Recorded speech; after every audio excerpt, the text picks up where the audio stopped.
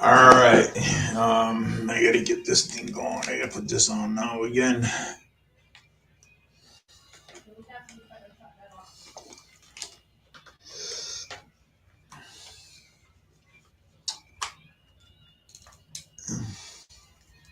Let me see something here.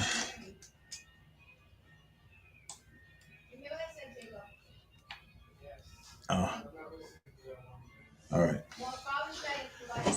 Hey, good evening, everybody. Welcome to Fall River Media News. I'm your host, Dave Mead, and this is the uh, second half of Fall River Media News. While I was on before, I had to discuss my okay. So I got to bring a couple of people up. There's one, Annalisa, and another one, James. So good evening, everybody. Back, huh? So Yep, good I'm evening. back. We're all back. So, but I have my StreamYard is quite performing on both sides of the world. So everybody will be listening. What are you talking about? I got it. See, you see what my screen is? I No. got a, I got. It's like a ratio. It's something that Streamyard put in there. What is it? It's a split screen. Oh, why did they do that? Well, I mean, I don't know why, but they just did. So, Yeah, I see like two of you. yeah. Well, I mean, well, the I can't be the only one that's seen this. No, well, yeah, I saw it yesterday. yeah. Well, the other guy's my brother. So, Twin brother. That's just we didn't know about that. yeah, you didn't know about that one. Oh, I told you I had a twin. I didn't know about that. See, look, he's got the same hat. Right. Looks just like you. Yes, he does. Well, that's John, and I'm Dave. John. Oh, okay. So I had to get something. I had to get something funny going on up there after yesterday's show. Oh my god. I mean, that was You hilarious. guys still Man. talking Oh about my that? God. Jeez. No. But I was actually telling you about it. Uh, No, yeah, okay. Well, I don't know I don't know. Whatever. no, but I mean, I know you don't want to talk about it, but that doesn't stop me from talking about it. Like, Right. really? Right. Well, that's what I yeah, was saying.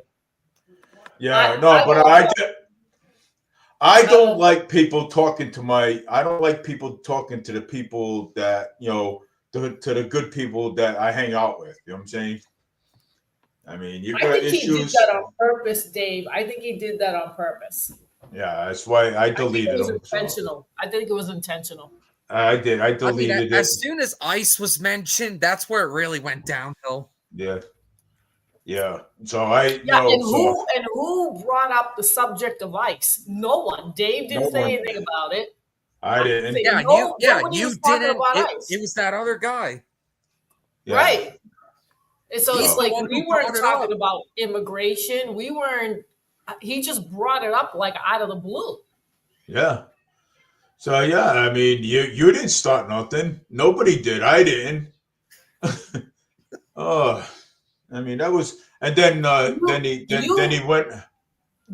Dave, you asked about Tom Massey, remember? I did. Yes, he did. Yep.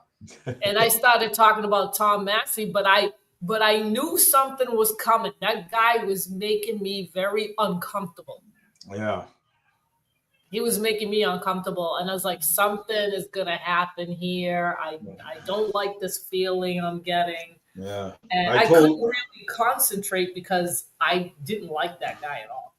I told Linda about it. Linda wasn't too happy. Yeah. It's like I've known Annalisa forever. You know what I'm saying? So Well, since all I mean, I don't understand like where he was coming from. Okay, yeah you asked about Thomas Massey.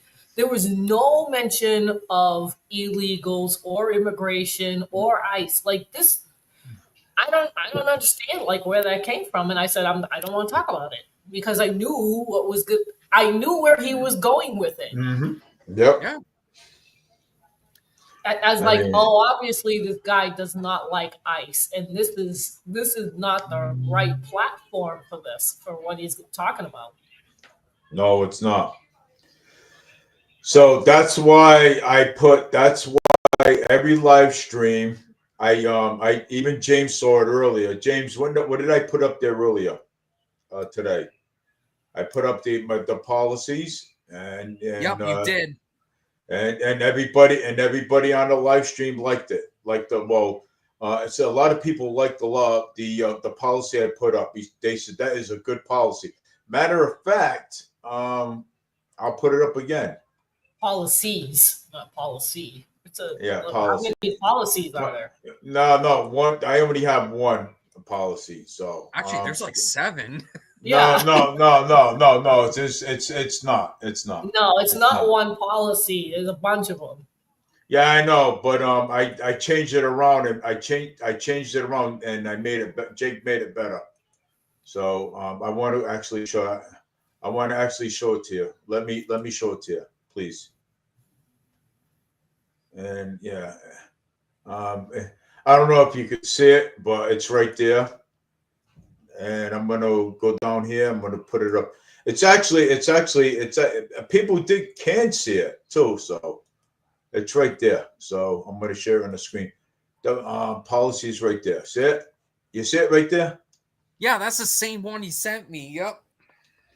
And that's my policy. And before I start the show, I'm going to read it off because I mean, there's a lot of interruptions. There's a lot of interruptions, and I don't like it because people don't give people chances to talk.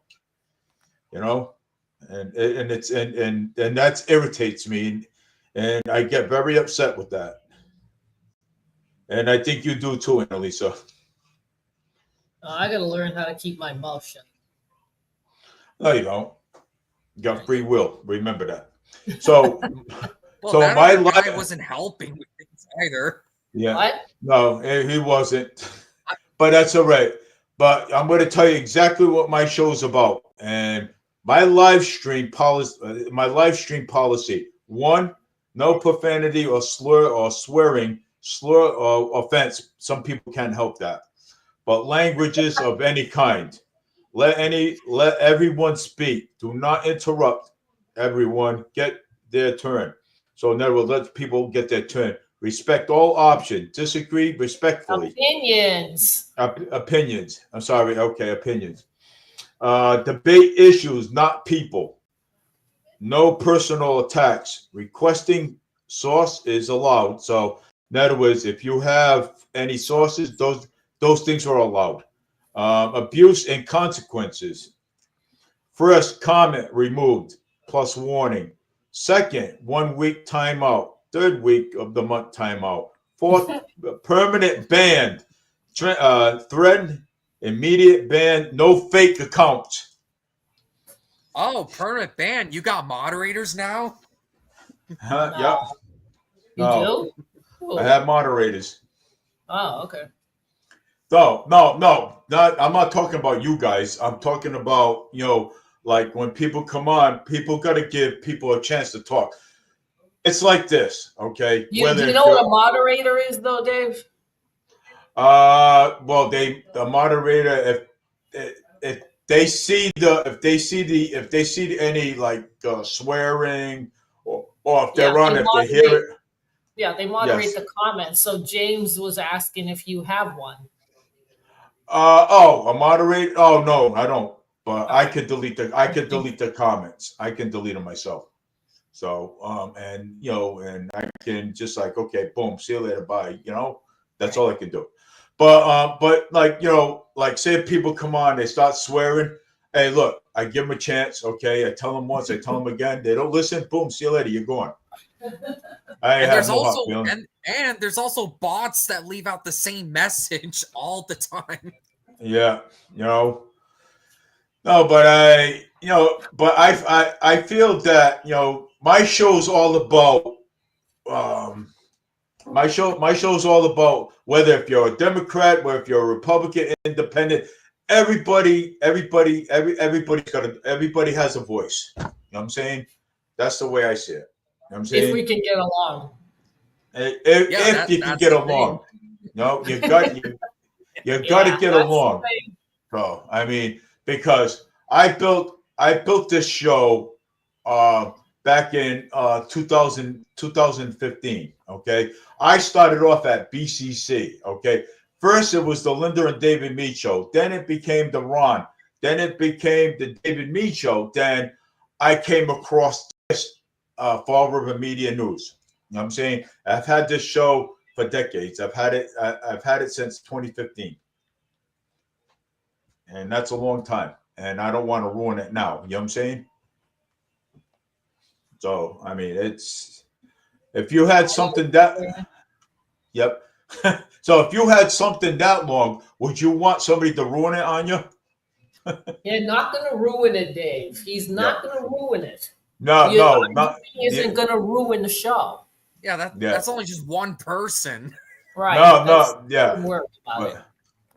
All right, who's this Davey XI Menace? Oh, I have no idea. I have no idea. Well, he says hi or she says hi. Corey. There's Corey. What if we say F Antifa? Corey. We can say that. That's allowed. That's all right. It's allowed. It's okay. I mean, to be fair, Antifa is pretty bad. Yeah, maybe that's his brother. Who knows? Sorry. I seriously can't believe people are saying, "Oh, Antifa doesn't exist." Like, really? Oh, Antifa does exist. So, Antifa does exist. So is Black Lives Matter. Black Lives Matter exist. Right. And I've heard of Black Lives Matter in the past. When I was younger, people used to talk about them all the time, and I never knew that they exist. You know what I'm saying? So until now, I says, "Oh, these are the people that they're talking about. These people that claim that they're for for the black people, and here they are collecting money and stealing it." Well, yeah, that was the original purpose of them, to fighting police brutality. But look what they turned into, especially with their leaders. Yep, they went over there. Even I think Annalisa could attest to that too. She stand up against them. It's like everybody in Annalisa, tell me, everybody in Swampscott, right? Yeah. Wasn't they giving money to these people? Probably. Well, they were giving money. The people in Swampscott was giving money to these people. Not just Swampscott. It was all over the country, probably all over the world. They were getting millions of dollars. Yeah. Millions. And what They're happened still talking about it, Dan. They're still talking about the money that they laundered, BLM, that is. They're still talking about it right now. It's still going on. Yeah. Yeah. And look at the mansion some of these leaders got out of it. And all this money was supposed to go to the black people, the black community. Right. What happened to that? That was the scam. That was a scam. Yeah, it was. It was a scam. That's all. That's what they do well. These people do that very well, and they believe it. The media helps out. The politicians help out. The billionaires help out. They believe the narrative. They make their money, and then they leave. Oh, absolutely. Yeah, well, it's a shame. And look, I'm going to have a sign saying all lives matter and support the police. I'm going to go out there and hold a sign so I can collect I had a sign that said all lives matter. That's what I've been saying for years. Yeah, that's what I've been saying for years. All lives matter. Well, that's rhetoric. The BLM was rhetoric. Yeah. To cause a division between black and white people. They're always doing this. This is what they do. This is what communists do. Yeah, well, we call them communists, so that's what we call them. They were paid. And the ones in Swampscott, I knew for sure one was. She was definitely paid. She was paid to yell and scream, and then she took a lunch break. They bought her lunch, and when she was done, whatever that time frame was, she gets back up and she starts screaming again. Yep.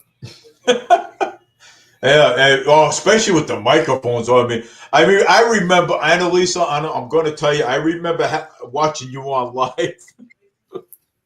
I mean, I was like, oh my God. I said, how could Annalisa be out there? And it's like, she's so brave. She's a brave woman being out there, just fighting back with them. You know what I'm saying? Oh God, yeah. I really did not like them. No, you didn't. Really did not like those people. Not at all. Yeah. But you know what? You know what the funny thing was though? They liked me. Yep, they like you. And it's like, get away from me. Yeah, but I mean, you learned something off of them. You learned a lot off of them, and they taught you things that you never knew before. So, but what they taught me was like how to stand up for yourself. That's what they taught me. Mm-hmm. And Diana Plus too. And Diana Plus. Oh God. Yeah, I don't know what I saw in that. Oh my God. That anti-Semite. Yeah, I know. I don't know what the hell happened to her. She went. Everybody liked her. I liked her too. And then I did don't know what happened. My wife did too. We all liked her. I mean, she's a wacko. Yeah, I know that she. I saw her get attacked in Swampscott, and the guy.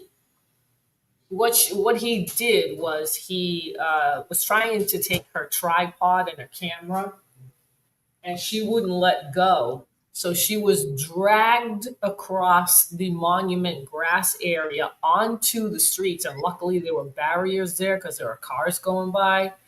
And the guy slammed her on the cement, on the floor, on the ground there, and her head hit that cement. And I don't think she's ever been the same since. She got a concussion. She had a concussion, and she's been different ever since. Wow, I didn't even know that. I didn't even know that happened to her. Oh my God. Oh yeah. That's how mean these people were. Oh, I mean, but you're not supposed to put your hands on anybody. I mean, all of that just for a tripod. Oh my God. Yeah. Well, no, they were after her, not right. Well, right. They didn't like that she was going live. They don't like it when you go live. So they didn't like her because of it, and they didn't like her because she, they knew she liked Trump and they hated him. Yeah. And so I saw the guy coming. He crossed the street, and he had just this laser focus on Diana. And I'm like, uh-oh. And it was like nobody else was there. He had this tunnel vision just to go after Diana. And I'm looking at Diana, and I'm like, watch out, watch out. And he tries to take the tripod. She wouldn't let go. He drags her across the grass and body slams her on the street. And her head hits the street, the cement, and they called the ambulance, and she's like, I'm fine. I'm like, no. We're like, no, you have to go and get yourself checked. She was shaking. Yeah, like I said, and that was it with her. I mean, after that happened, she didn't want to do it anymore. They did arrest the guy. The Boston police, the Swampscott police were there. They arrested him, and she did take him to court. Good. Yeah. And I think they found him guilty or whatever. It was. They probably good. So they probably locked them up in jail somewhere. I doubt that. Well, I doubt that too. I mean, that's literal battery assault. Right. Yeah, well, but, yeah, that was intent to. I don't know what he was trying to do. I don't think it was just. He wanted to hurt her. He wanted to hurt her. Yeah, that was clear intention. Yeah, exactly. Yeah. So she did. She was supposed to go to court, I think, in Winthrop. Not that long ago. I think this past summer, but I don't think she showed up. So they're giving her another chance. Oh, are they? Yeah. Well, I hope she does go back. You know what I'm saying? So I hope she does. Yeah. And she has, I think, a lawsuit against Swampscott too. Yeah. Oh. And I'm like, good. They should. I hope she brings them to court because she should bring them to court. I think so too. I mean, Diana. Diana. She should. She didn't deserve that. You know what I'm saying at all. No woman deserves to be dragged. Across the grass and bang your head and the police did nothing, Dave. The state police were there. The Swampscott police were there. They were told to stand down. Oh. And that's what they did. And that's what that's what happened. That's why she's suing them. Yeah. And I don't blame her. Absolutely nothing. I don't blame her. But this was all over Massachusetts. It was the same thing. All over Boston was just as bad. They were told to stand down. I mean, it was everywhere in Mass, everywhere. And it still is. Look at what's going on with Michelle Wu in the Boston police, and in Portland, in Chicago. And that's scary. Yeah. Yeah. Still. And it's never. And I'm going to tell you what. It's never going to change. Never. Not one bit. Well, never say never. It has to. The police got to do their job, or else. There has to be law and order. Yeah. Yeah, and police departments need funding. We can't keep defunding them. Nope, we can't. That's another issue. Yeah. And they talk, and I remember one time, what was it? When Coogan first ran for mayor, right? And he got in office. Mayor Paul Coogan had a kid in Durfee High School that was involved with Black Lives Matter. I went down. Matter of fact, Flanagan and Fall River Reporter was down at the City Hall. And matter of fact, who was the chief back then too? He had retired. But anyways, I'll think about that later. But anyways, so one of the people from Black Lives Matter wanted to meet with Coogan, okay, and talk about some issues. Talk about them holding rallies downtown by the City Hall. So Coogan had his hands full because they were all sitting in front of the City Hall with their legs crossed like an Indian, and so there was one girl starting with the other one.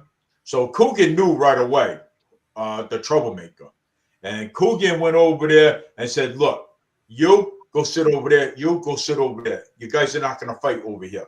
Okay? You guys are going to get along. You guys are not going to fight. You guys are going to do your thing here. If you want to march, you go marching and march down the street, do whatever. Okay? So what they did was they had the state police. They had the state police on one side, the Fall River police on the other side. And when they were all done doing their thing, this was like with the George Floyd thing. I'm just going to say, with the George Floyd thing. So they let the cops, the cops had to let them go up to them and scream at them for some reason. You know what I'm saying? Something about police accountability or some stuff that was actually going on. But anyways, Annalisa, I know you were on your live stream earlier today, and you were talking about something. I forgot what it was. Can you please help us out with that? Not funny, man. Well, I mean, you watched it, didn't you? Oh no, but he I watches it for a little while, then he disappears. No, because I had to go. I had to go out because I went to Christopher's today, and I went with my wife. We went to Christopher's today. We had coffee over there, and then I had to go do my shopping, so I couldn't watch the whole thing.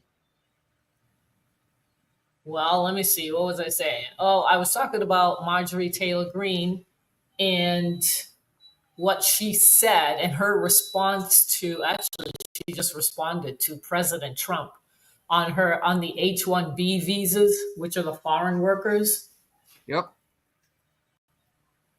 So, because the other day when I did the live, President Trump said that he wasn't going to change that policy for the foreign workers. He was still going to let them in. And Laura Ingraham said, well, we have American workers here too. Why don't you give them the jobs? And he said, no, because they can't do it. He didn't say that, but I'm paraphrasing.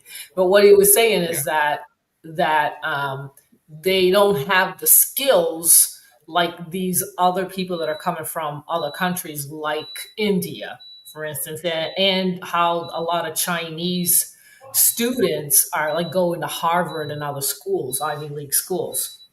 And he says, President Trump said, now, he thinks we need them because we don't have, we're not training these people. And it's like, well, okay, if that's true, then why don't you do something about it? Like what, this is a question too that I have. Hold on a second. What's that noise? That's my air fryer. Oh God, I hope it's not in my apartment. No, it's the air fryer. So I actually thought it was in my place at first. Yeah, like a fire alarm. No. Yeah, I thought so. You don't need me to call 911, do you? All right. No. 911. No. So I'm like, well, if the schools are not producing people that need to be employed, that can be employable with these jobs instead of going to foreign countries and getting them, why don't you put in programs in the schools? Isn't it still under federal funding, the Department of Education? Because I thought he was going to get rid of it. Didn't he say it was going to go back to the states? Yep. Yeah. I heard him say it. I don't know what happened. Like it was just like go when he first started. Doge making cuts, Yep. going after the Department of Education, and then it all stopped. And now, you know what? I wouldn't be surprised if that was all political theater. I wouldn't be surprised. Yeah. So like, why all of a sudden? So that people are starting to notice this, because I am too. And it's like, what's going on? Like, how come you were all gung-ho in January? You were doing all these things that he said he was going to do.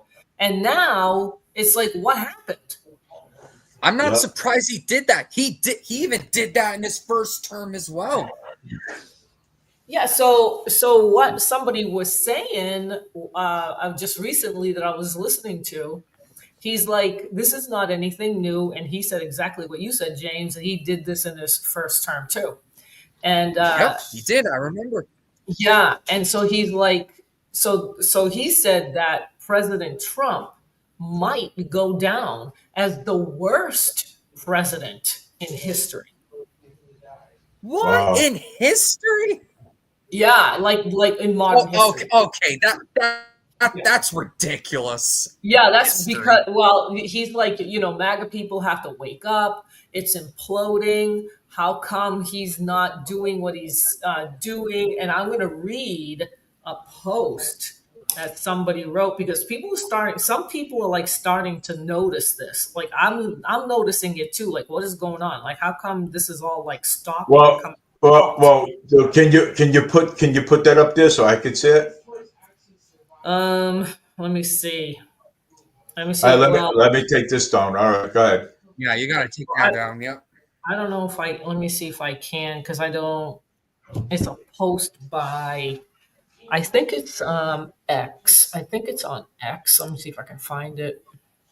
I'm In the sure you minute. can post it. Okay. I still wish it was Twitter. I can't stand that X name. Yeah, I know, right? I hate it. Yeah, that's all it is, just X. Right. It's just X. Yeah. X. X this, X that. All right. Is this Also, the right? Elon claims he wants free speech on X, but if you Right. criticize the Turkish government, those posts get taken down. Yeah. Turkish? Now it's Turkish government? Yeah. Oh, Yeah. So if people were criticizing the Turkish government, those posts would automatically get deleted. no. Oh yeah. Yeah, that was big news like months ago. I remember, James. I remember you telling me that. Yeah, and I remember making memes based off of that. It's like, well, all right, well, free speech is being promised, and then I show the reality where it's not so much. Yeah, I'm trying to find his post. I haven't seen it yet. At a recount Saturday. Yep, this Saturday. The Boomer wants 18 people to be there. So he's easily gonna get 18. Yeah, of course. He wants because he wants 18, and I think Mayor Paul Coogan's got to bring people there to him. So hold on, let me see if I can get another way. I can't believe people said, "Oh, Paul Coogan was going to win every single precinct again." Nope, that didn't happen. No, no, he didn't. I wonder how they feel. I hope Boomer did win. I hope Boomer did win this election. I'm just saying. I hope he did. I don't think recounts are that far off, though. Have to wait and see. I mean, things could change, but yeah, well, we're just gonna have to see. Yeah. You never know. You really don't know. I know. That's why you get to do it. That's why you have to find out, because they do funny things. All right. I don't know. I mean, go ahead. And they mean, especially if it's that close. Yeah, and they did call that they did call that election early too. So, and they did not show the results who won. And there was like 6 precincts. They did not even show. Actually, well, that's on FRC Media for not showing the rest of precincts, because they were counted, but FRC Media didn't even show them for some reason. They just took a guess who won. You know what I'm saying? And that wasn't right. You know what I'm saying? That wasn't right for the people. And I had that whole thing live on a screen. I know. We were all watching it. We were there. Let me see if I can. I do have this guy Eric Sammons made a comment about Trump and the H-1B visas, and this guy's starting to question President Trump, and I am too. I'm starting to wonder, like, what happened with the Doge and Department of Education and all that. I don't understand what's happening here. Can you see it? No. Oh wait, I gotta bring it up. Not right now. Oh, okay. Here we go. Yep. So let me see. Hold on. Let me go back and play. There's never going to be a country like what we have right now. Does that mean Republicans have to talk about it? Does that mean the H-1B visa thing will not be a big priority for your administration, because if you want to raise wages for American workers, you can't flood the country with tens of thousands, hundreds of thousands of foreign workers. You also do have to bring in talent. When we have plenty of talented people. No, you here. don't. No, you don't. We don't have talented people. No, you don't have. You don't have certain talents, and people have to learn. You can't take people off an unemployment line and say, "I'm going to put you into a factory. We're going to make missiles," or "I'm going to put." How did we ever do it before? Well, I'll give you an example. In Georgia, they raided because they wanted illegal immigrants. They had people from South Korea that made batteries all their lives. You know, making batteries are very complicated. It's not an easy thing and very dangerous. A lot of explosions, a lot of problems. They had like 500 or 600 people, early stages, to make batteries and to teach people how to do it. They wanted them to get out of the country. You're going to need that, Laura. I mean, I know you and I disagree on this. You can't just say a country's coming in, going to invest $10 billion to build a plant, and going to take people off an unemployment line who haven't worked in 5 years, and they're going to start making missiles. It doesn't work that way. Do you agree with that? Like, did you hear what he said? Do you agree with that? It was a little bit laggy, but I did. Yeah, I understand what you're saying. I understand. I understood what he was saying too myself. Okay, but did you agree with it? No, I'm not agreeing with that. It was a little bit laggy. Yeah, I'm not agreeing. Yeah, what? It was laggy. In other words, I heard what he said, and let me tell you, I don't agree. I do not agree with what he just said at all. I don't. Let me see what Eric Salmon said. He said, "What's up with Trump saying no, you don't? Shouldn't that be we instead of you? Is Trump so detached from his base that he can't even identify with them anymore?" I noticed that too, right? Oh, he's been out of touch with his base for months now. Like what's going on? I'm still trying to find. I can't find. But let me read to you what he said.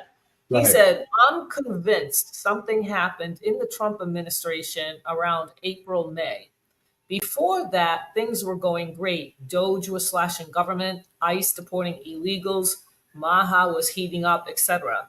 Then everything fell apart.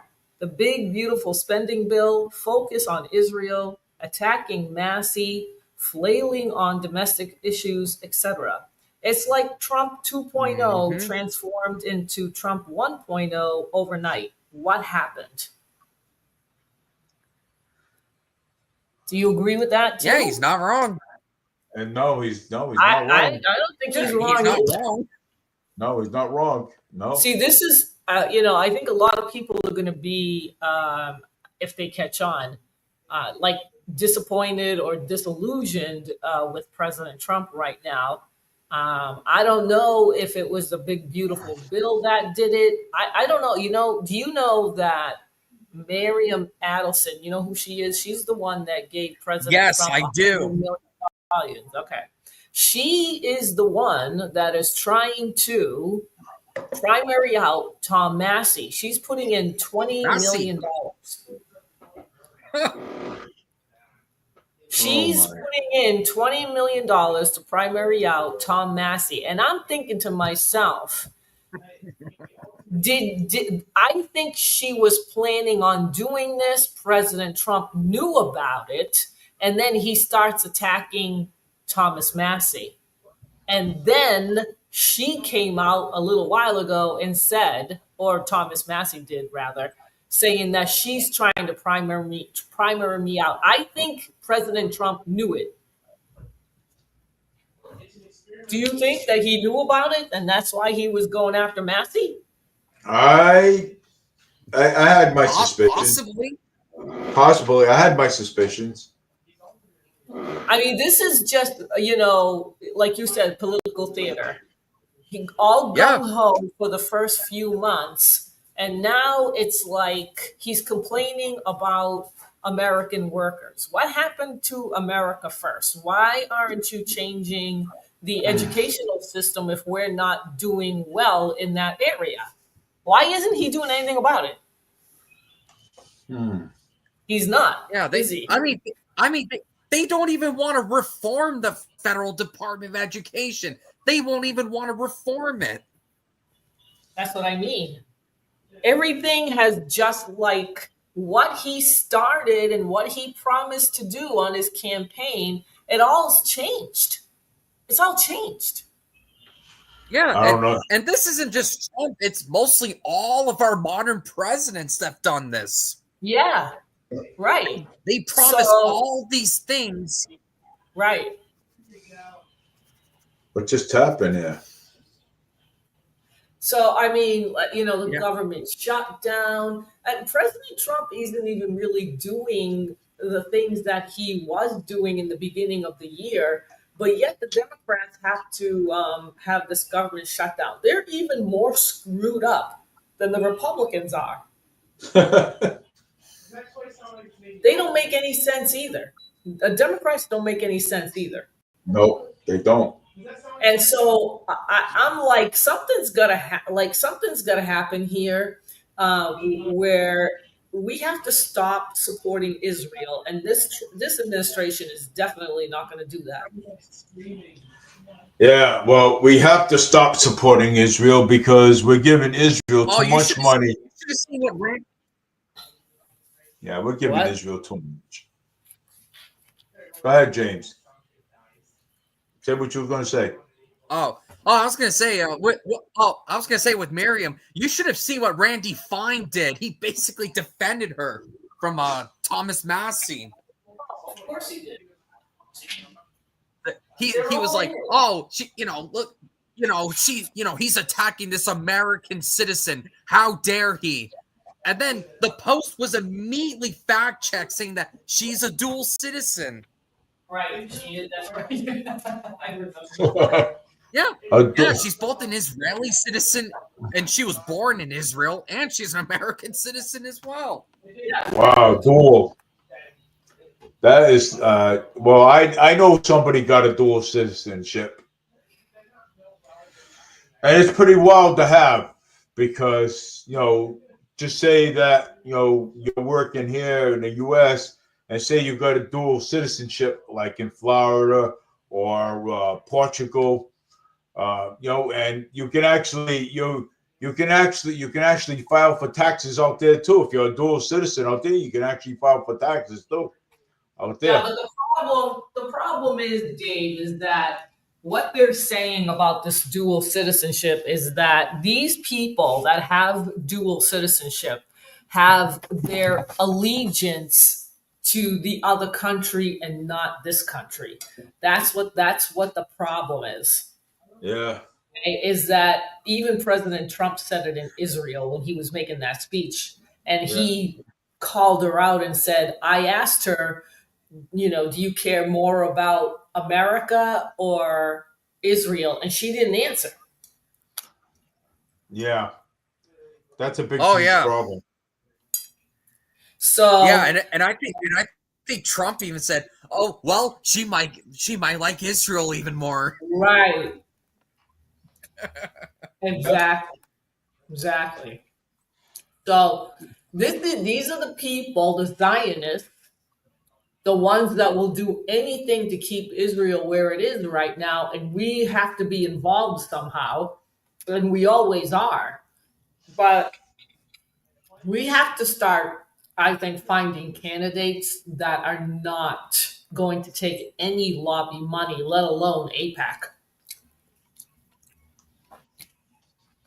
Yeah.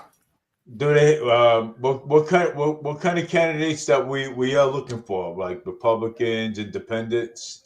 I would like to see Republicans myself that are not for Israel, that are for this country first, like Marjorie Taylor Greene and Thomas Massie. Oh, good luck finding them.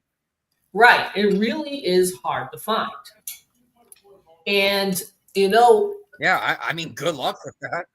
Hey, I wish something. I wish I had the money to run. You know what I'm saying? Hey, I'd be more than honored to. But you know what, Dave? If anybody ran and did not want to take money from AIPAC, these Zionists will probably try to get you out because they have done that. Yeah. They have done it to other candidates that are not Israel first. Yeah. Well, yeah, I mean that's why people like Jamal Bowman isn't in the House anymore. And who's another one? Corey Bush. Well, there's a bunch of them. Yeah. Well, I would never take. Honestly, I tell you straight up, I would never take AIPAC money. I would never. You know what I'm saying? So I would never. Either. No, because I'm going to tell you why. Even if they try to kick me out, out of the race, I would not ever take AIPAC money. Okay, I'm just going to say this. I'm a true Republican. Okay, I'm a true Republican, and I'm going to tell you, I cannot be bought. I don't care how many times you would come up to me and say, "Hey, I'll pay you $1 million, drop out of the race." I'll now tell you, no, keep your money. I don't care how many times. They don't even say drop out of the race. No, they just make campaign ads against anybody. Yeah. Well, yep, they do. That's what they do. I will not. Oh, you should have seen the ad against Thomas Massey. Oh my God. What was it? Oh, well, it was an ad made by the Trump administration. He was what? Yeah, against Massey. Yeah, they went after his voting record. He said like Who did? The Trump administration themselves. Really? Yes. Yes. Where's that ad? Can you show it? Yeah, that was from like 2-3 months I want to see it. ago.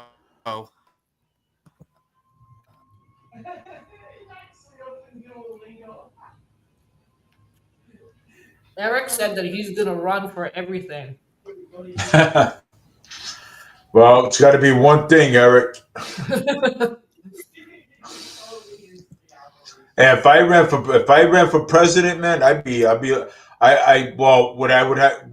what they do is, because I looked it up, if a person's running for president, for the first time, what they do is, I think they offer you some funding, and they pay for your limousine, they pay for, to have Secret Services. The government pays for Secret Service and limousine. That's what I heard. So I don't know how true that is. But I looked at it. With service, I don't think so. Well, I mean, that's a high profile, election. I'm going to start with city council and work my way up to the big leagues. Yeah. Okay. Well, that's how it should be. Yeah, it's how. Yeah. Well, you can then in 2 years, Eric, you can run for mayor. How's that? Well, if you want, I can't play anything on my laptop. It's too slow. It's one of those old ones. Let me see. What are you guys looking for? Well, I was looking for that attack out on Massey, but my laptop is just too slow. Oh, yeah. Yeah, well, I mean, it's from 2015. It barely even works anymore. Gotta get a new one. James.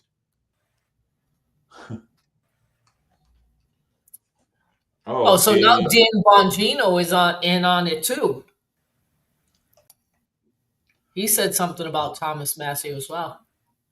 Super PAC releases new ad. Hold on. This was August 2025. Oh, let's see it. Let me see what they. Oh, yep. Yeah. Okay. MAGA. Do you see it? Yeah. MAGA supports AIPAC. Super PAC releases new ad against Thomas Massey. Let me see if they can show Yeah, that has to be the one. Yeah. All right. Let me see. This is the television ad. Yeah, that sounds right. Not this. Not that. Where did it go? And this guy don't take AIPAC money. Thomas Massey, he doesn't. And why? And no, he doesn't take AIPAC money. That's why they're going after him. So they're going after him because he doesn't take AIPAC money. That's why they're going after him. That's bull. That is bull. He doesn't take any PAC money at all. Most of his donors are individuals with big donations and small donations. I'm trying to find this ad. Hold on. All right. We're here until 9. Fighting for. Not the single no longer pay taxes on their tips. Not the police officers who no longer pay taxes on their overtime. Not the seniors who no longer pay taxes on Social Security. President Trump passed those working class tax cuts. But Thomas Massey joined the Democrats and voted no. Let's fire Thomas Massey. MAGA Kentucky is responsible for the content of this advertising. Oh, so it was MAGA Kentucky that did it. Oh, MAGA Kentucky. Yeah, MAGA Kentucky. That's crazy. I mean, that is true. I mean, he did vote against the big, beautiful bill because of the spending. $5 trillion added to the deficit. Right. James, how many pages of that big, beautiful bill? How many pages?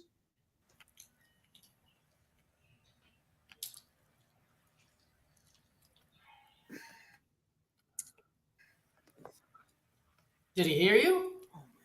Yeah, he did. Yeah, he did hear me. He's looking it up.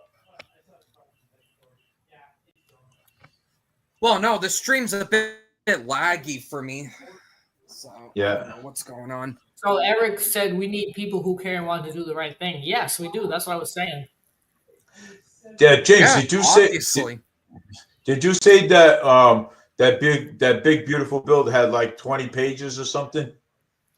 Or more? No, it had like over 1,000. 1,000 yeah, it had pages, like over 1,000 pages in it. I mean, it's ridiculous. 1,000 pages, so they can pork up all the provisions in there. Right. Yeah. The crazy thing about that ad is, he even voted against the Israeli weapons shipment, and he agrees with the Ayatollah. Like, really? Like, seriously, who is going to buy that? You'd be surprised. The Republican from Kentucky. Yeah, he totally supports the Ayatollah. Like, really? Well, let me tell you this. I think Donald Trump should break away from Israel. That's what I think. It's not going to happen. It's not going to happen. Dude took so much AIPAC money himself. Right. Well, I mean, $100 million from Miriam Adelson. I mean, give me a break. My God. You know what, though? This is what gets me. Yeah. He's doing all these things because, the donors, especially Miriam Adelson. But this is what I got to say. Over the years, since 1948, ever since Israel was established, we have been giving money to them. Probably in the trillions now. They say it's over 300 billion. I think it's more. Oh, it's more than that. Yeah. So I'm like, we collectively, that is the American people in this country who worked, we collectively have given way more money to Israel than Miriam Adelson has a one-time donation, 100 million compared to $1 trillion. He should be listening to us. Yep. Yeah. That's who we should be listening to, because we're the ones that are giving them the money, not Miriam Adelson. Well, she did, but I'm saying compared the amount and collectively, this country and the people in it that worked gave Israel way more money than she has. So why is she doing all this crap because of because of the donors. We are too. We're the donors too. Yeah, and we're funding a literal genocide. Yeah. We've given more money to Israel than Miriam Adelson has, so why aren't you listening to us? Yeah. Yeah, you think he would, but nope. That's what I mean. It's nope, like donors over people. Yeah, and here we are, still working, still got to do this, that, and the other thing, taking our taxpayer money. They do whatever they want with it, even though we're like, we don't want you to do that. But hey, Miriam Adelson gave me $100 million, so I got $100 million. Come on. That's a lot of money, 100 million. And people like Randy Fine are defending her from Thomas Massey. Oh yeah, they're trying to go after him because they know he's one of the smart ones. And I did the live today too of Marjorie Taylor Greene. Do I still have that article on her? I thought I did. Yeah.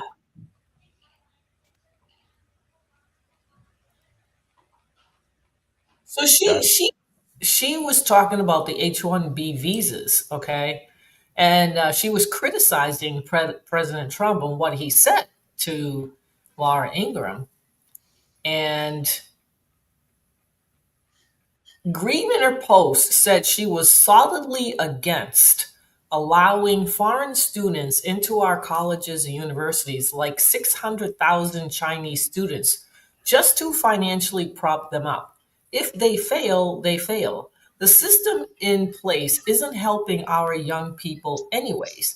Greene went on to say she is against foreign aid, foreign wars, and sending a single dollar to foreign countries, and against bringing any foreign leader that is a terrorist or overseas killing innocent people into our country and into the Oval Office. Did you hear that the other day, the former Al Qaeda terrorist went to the White House again, but this time he went through the back door so nobody could see him? Oh, that's Ahmed al-Shara. Yes. Ahmed al-Shara. Yeah, he's the president of Syria. Right. So why? And he used to be an Al Qaeda terrorist. And you know what? He used to be on the FBI's top 10 most wanted. They wanted $10 million for his $10 million bounty on his head. Right.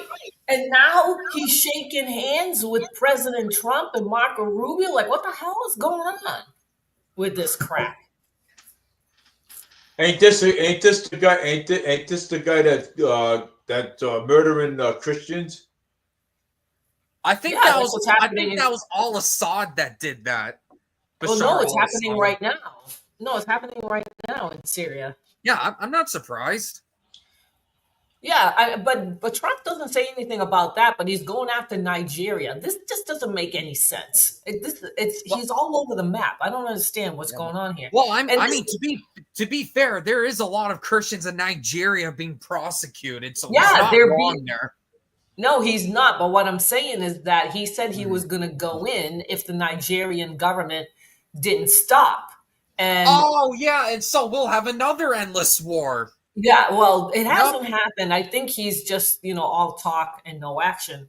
But he didn't say anything about Syria killing the Christians in that country, is what I'm trying to say. Right. He's not consistent. I don't understand where he's coming from. He's not consistent. So this is what President Trump had to say about Marjorie Taylor Greene, about her post, and about having a former Al Qaeda terrorist go to the White House. This is what he said. Trump hit back against Greene in the Oval Office earlier this week, telling reporters she has lost her way. I don't know what happened to Marjorie. Nice woman, but she's lost her way, the president said when asked about Greene's criticism. I have to view the presidency as a worldwide situation, not locally. And we could have a world that's on fire where wars come to our shores very easily. I heard him say that. I heard Trump say that that's he funny. did He lose that said way. that, but we keep propping up wars across the world. Yeah, but I mean, if we were not involved, say in the Middle East, we wouldn't have to worry about this crap. No, we wouldn't. Nope. If this country and our president would just learn to mind their own business, we wouldn't have to be worried about these things. We could be focusing on what is happening here in this country.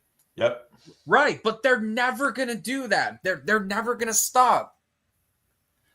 No, we have to make it stop. The people have to make it stop. That's right. Who has to.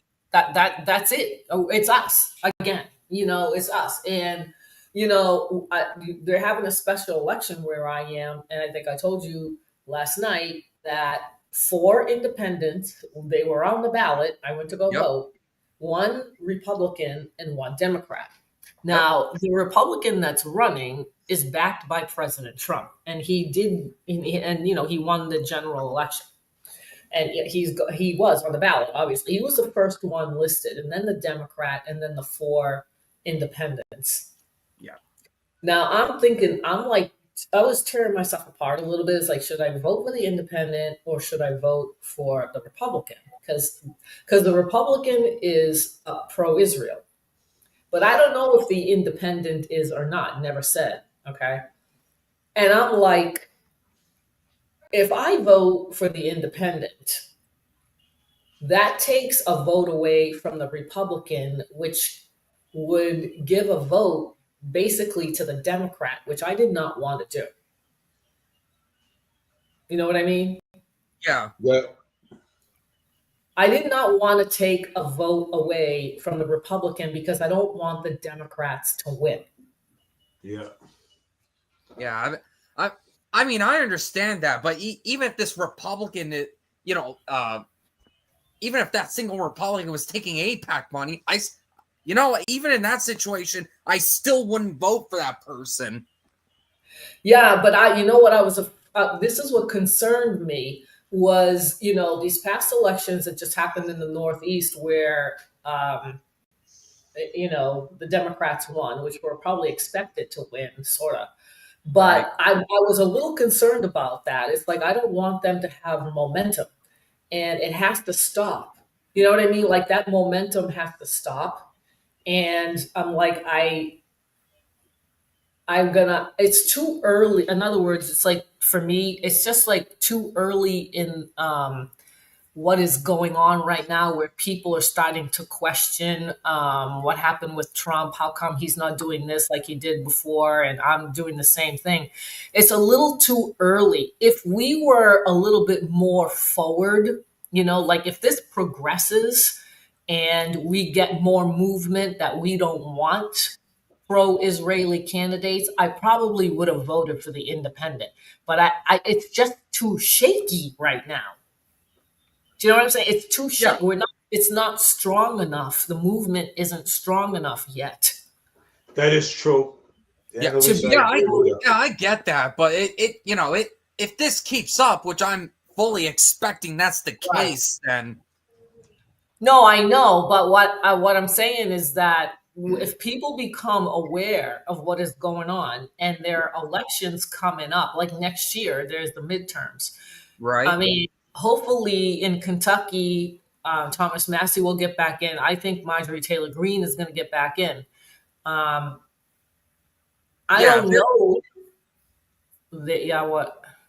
Well, I said, they're going to get in no problem because, again, Trump tried to primary out Massey in 2024, and it failed miserably. Right. But now he's going to do it again. Massey's going anywhere. Well, I hope not. But now Miriam Adelson has decided to come into the picture. Yeah, just now. Just now we found out about it because Thomas Massey posted it. He's the one. I know. I saw the post. That's crazy. Yeah, he's the one that said it. So I don't know. Hopefully she doesn't have a lot of influence. Yeah, well, Well, I hope that better not be the case. Right. So on my hold on a second. Let's see if I can get this.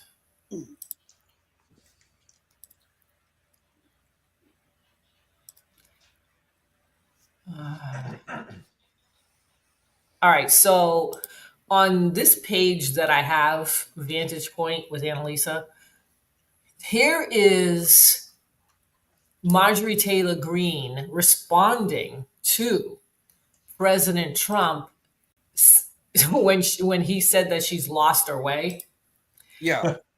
She said, Marjorie Taylor Greene says she's America only and hasn't lost her way after Trump diss. America only. And did you know this? I don't know if you guys knew this. This is a representative from Tennessee. He's a Republican.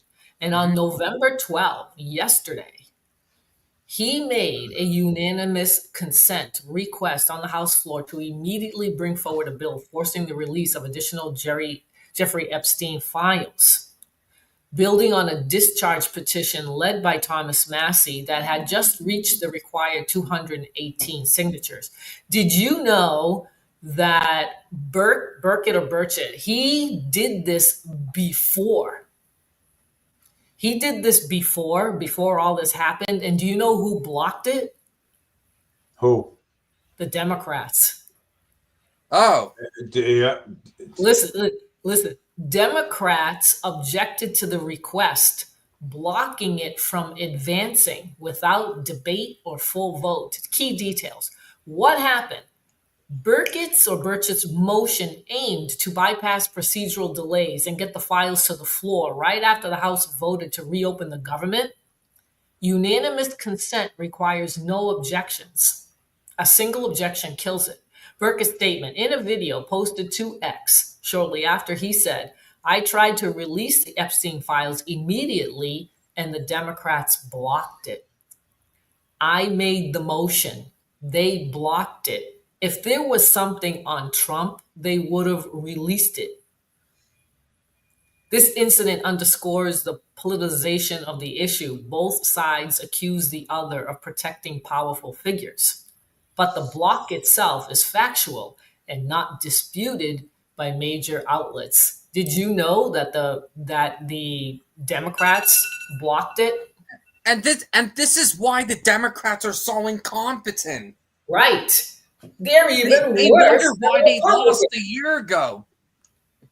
Right. I mean, they had it under the Biden administration. They did nothing about it. They did absolutely nothing with that. Right. Do you see how they use the propaganda? It is like amazing. These people are like, yeah, it's really something. It really is. And this is what Thomas Massie said. There's a reason, this was October 20, I think. There's a reason some of the world's richest and most powerful people are trying to get me out of Congress. I'm just one of 435 votes, but I bring transparency to an otherwise dark and corrupted institution of government. Now, why can't there be more elected officials like this and like Marjorie Taylor Greene? Like, what's wrong here? What's wrong with this picture? I mean, you know what? That's just how powerful AIPAC, J Street, all of these other PACs are. No, I know, but that's how powerful they are. Yeah, but you don't have to. What I'm trying to say is that you don't have to like buy what they're selling.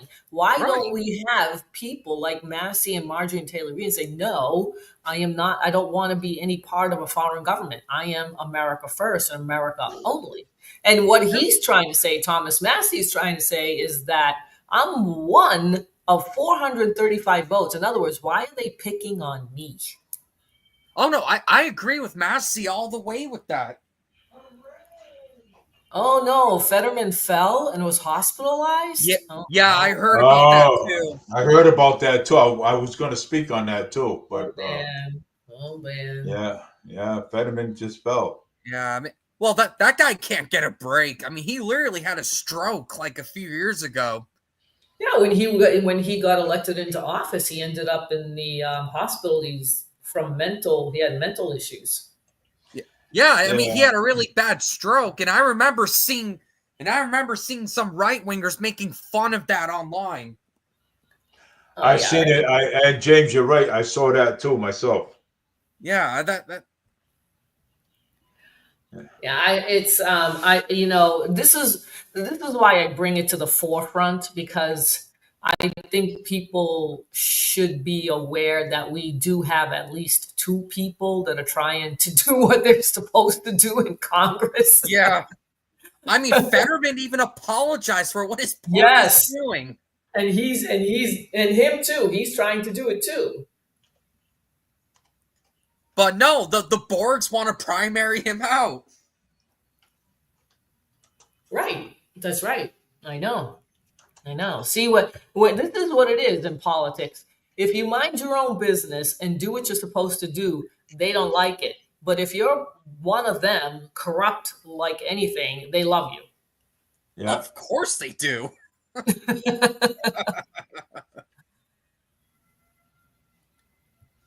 Corey Reynolds again. I call myself the independent Republican. I call myself the independent / Republican because I vote Republican all the way. All the way.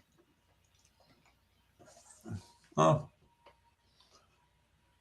That is pretty cool. That I never heard that one before, but okay. Yeah, well, I mean, I'm in the same boat. I'm an independent. I am like that too. I do vote Republican, which I did again because I really don't want the Democrats to get in, and I just don't think what we're trying to do. I think what like Thomas Massie and Marjorie Taylor Greene are trying to do. I don't think we're strong enough yet. If we start voting for people that we don't know and we don't know where they stand, that's going to take a vote away from the Republicans. That's what I was concerned about. And I'm like, no, you know what? I don't want the Democrats to go. But I'm not leaving him alone. I think he's going to win because it's Republican around here. So I'm going to be on his case. And I'm like, you better not take any AIPAC money. Don't take no money, Nancy. Don't take no money at all. Right. Or you'll be ousted of office because we will oust you out. Yeah. Well. And if that happens, I'll tell people, this is why I don't vote for the two parties anymore. Yeah, but I don't think I don't think Thomas Massie is going to take any. If he didn't take any AIPAC money before, and I doubt it if he's going to take any now. So I'm not talking about him. I'm talking. He's not talking about Mass. No, I'm not talking about Massie. I'm talking about the a special election that is going on where I am. I think the Republican is going to get in, and I'm saying if he does, I am going to be on his case not to take AIPAC money. That's not Thomas Massie. He's from Kentucky. I mean, from Kentucky. Yeah. Well, the reason why I mentioned it is because the reason why I mentioned it and just let it be known because whether if it's him, Massie, and or the one that's where you're at right now. And if he gets in, then you're gonna have to let him know not to take any AIPAC money. Oh, I'm gonna be on this case for sure. I think the Democrats have more infighting than the Republicans do. I mean, the moderates and the more lefties, they're fighting each other like mad. Yeah, I think the Democrats are worse because they're mad at Chuck Schumer for. Yep. I mean, what did they accomplish by closing the government down? And what happened? Nothing. Well, Well, that they were claiming that the Republicans weren't negotiating with the expiring ACA subsidies. Right, because they wanted to keep it going, but they're like, no way. The Republicans are like, no way, because that's going to the illegals, and we're not going to do that.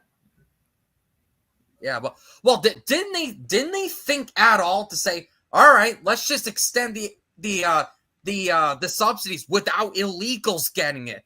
Did anyone even think about that? No, because because who's going to stop them if it passes? Their states are going to give it to them because that was included in the bill. It wasn't like, you're not going to have these monies go to the illegals. How the Democrats don't distinguish the two. They're all lumped together.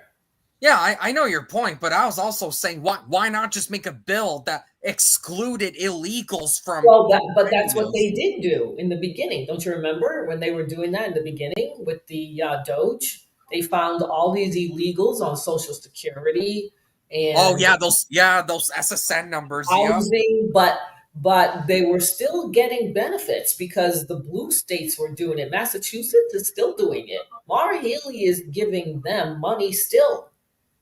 Oh, yeah. Yeah. So your taxpayer money is going to them still, even though President Trump doesn't want them to, they're still doing it. So they're like, the Republicans are like, no way, because you're going to give the money to the illegals and we're not going to do that. Yeah, I was thinking about that this whole time. I'm like, why don't they just agree to keep those subsidies, but don't let illegals have it? You can't. That's what I was thinking. How I'm like, why do that? that? How is that going to be enforced? Well, couldn't they just introduce a bill in Congress? I mean, they should have done this months ago. They did. They did the Doge. They cut that's why they were fighting, James, was because they shut it down because they wanted those subsidies and that money going back to the illegals. Yeah, and that's not right. Right. And the Republicans are like, no way. We're not going to spend another $1.5 trillion to give back to them. Yeah, when it should go to actual American citizens. Right. But that's not what the Democrats were saying. Right, I know. I even trashed them for that. Yeah. Yeah, so that's what it was. That was the issue. Because the Republicans were like, we know what you're going to do. You're going to give this to the illegals because they know, like in Massachusetts, they have sanctuary cities at the sanctuary state. And like you said, Doge exposed all that. That's right. And they cut those benefits, and now the Democrats are like, we want it back, and the Republicans are like, no way. Ain't that how we got all that money is by Doge? Yeah. Well, we say, I don't know how this works, but he's taken in a lot of tariff money. That $2,000 is coming from the tariffs. Yeah, the tariff revenue. Yep. Not the cuts. Not the cuts. No. They're coming from the tariffs. Yeah, that's not the cuts at all. It's actually the tariffs revenue. That's where that $2,000 is coming from. Well, and that's actually higher than Biden's stimulus. Yeah, but I don't know if we're going to get that. It has to. Yeah, I mean that still has to be approved by Congress. It does. It has to be. The secretary of the Treasury said that there is no plan for that right now. It's not happening. It's nice to say. This is what President Trump does. I've noticed. He says it to the public, like he wants a $2,000 money to go back to the people in this country, right? Yeah. But not everybody qualifies. You have to.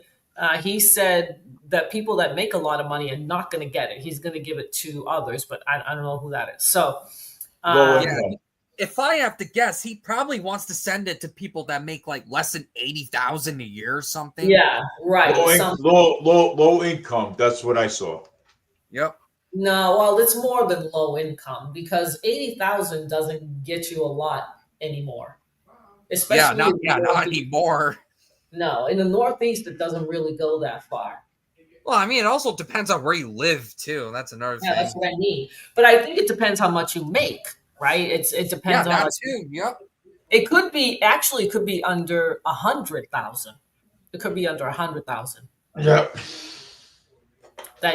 But nothing's in place. So what President Trump does, I think, is that he says it, to the public, but there are no plans. There's nothing definitive about it. Yeah. He wants to. You know what I'm saying? That's right. He wants to. But it's like, well, I don't know why he says that. Maybe he's telling his administration, hey, wouldn't this be great? Why don't you do something about it? I don't know. Yeah. Right. Probably telling his administration about it.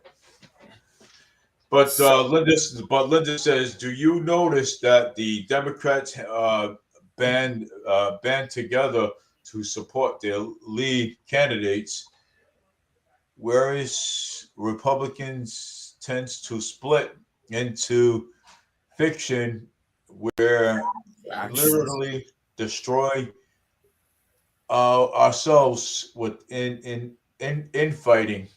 I mean, we already covered this earlier. Right, we already did this, Dave, well. but she did another one. I will tell you what they accomplished, exposing how many illegal alien-headed households were receiving welfare benefits, whether cash, food, or medical. Yes, that's exactly. Well, they did that because the dummies that are on it decided to post on social media. So. Oh yeah, there's that too. So now we know. Oh wow, look at this. People that can yell and scream and somehow get to the store that accepts EBT cards are on these benefits, but it looks like they're okay that they can go to work, maybe? Of course they can. That's right. You gotta believe it. Hey, look at this. I don't, something, everything I buy, I don't get food stamps. Okay? I don't get them at all. When I buy groceries, I buy cash. I use cash. And I'm going to tell you, maybe a long time ago, I used to have food stamps, but those things are a pain in the neck. They're a pain in the ass. And, because every year you have to fill out this, fill out that. And, one month you got $150. Next month you got $60. Then the next month they raise you up $1, and then they take the dollar away from you. Then they raise you up again. That's just a pain in the neck. I mean, something. I'd rather do without food stamps and pay cash, so I don't have to deal with them. Right. That's my opinion. Yeah.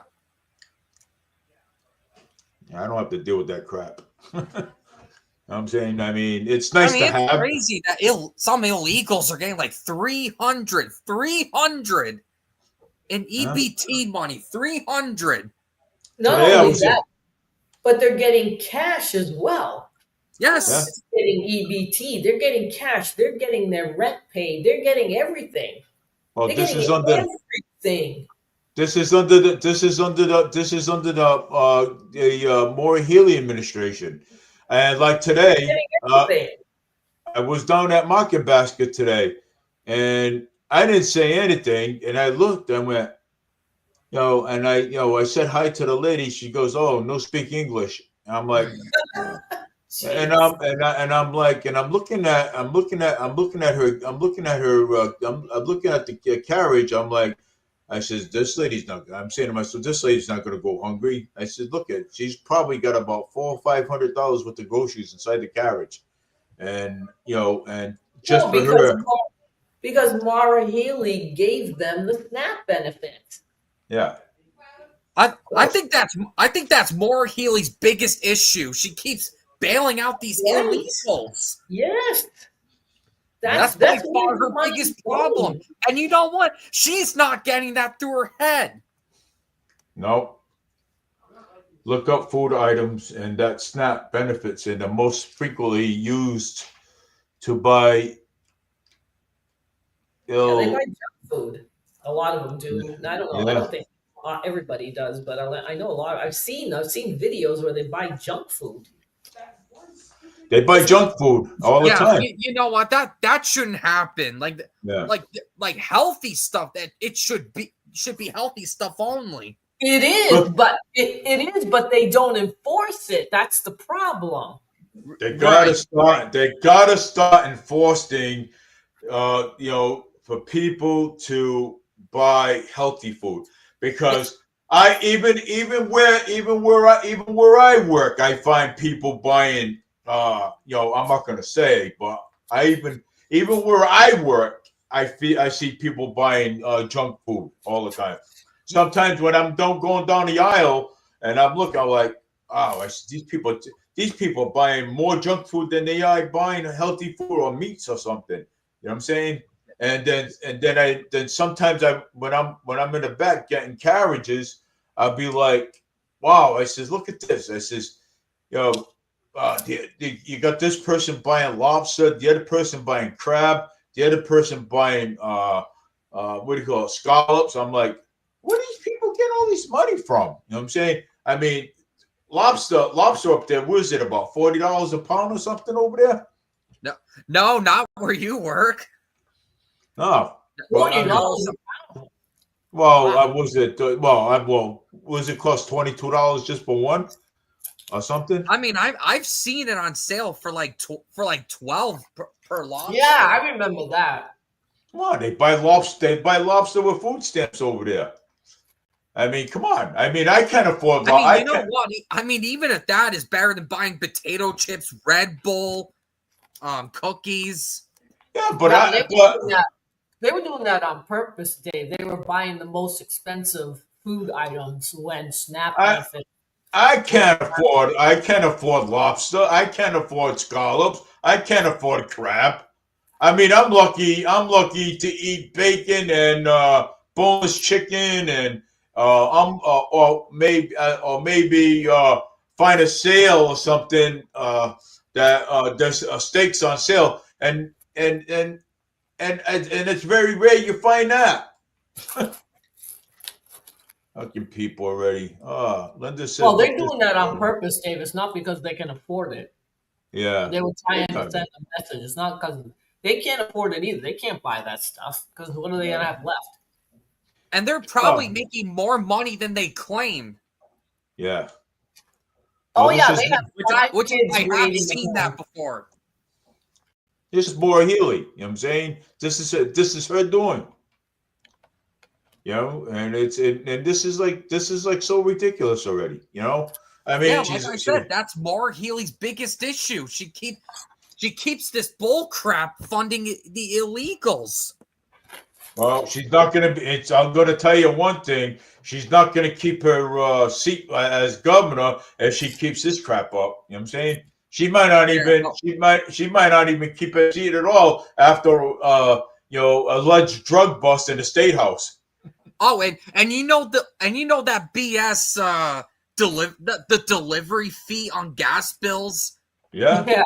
Yep, that's all her. She signed a bill which allows these companies to charge these BS delivery fees. That's a renewable energy. That's Eversource. That's not even National Grid.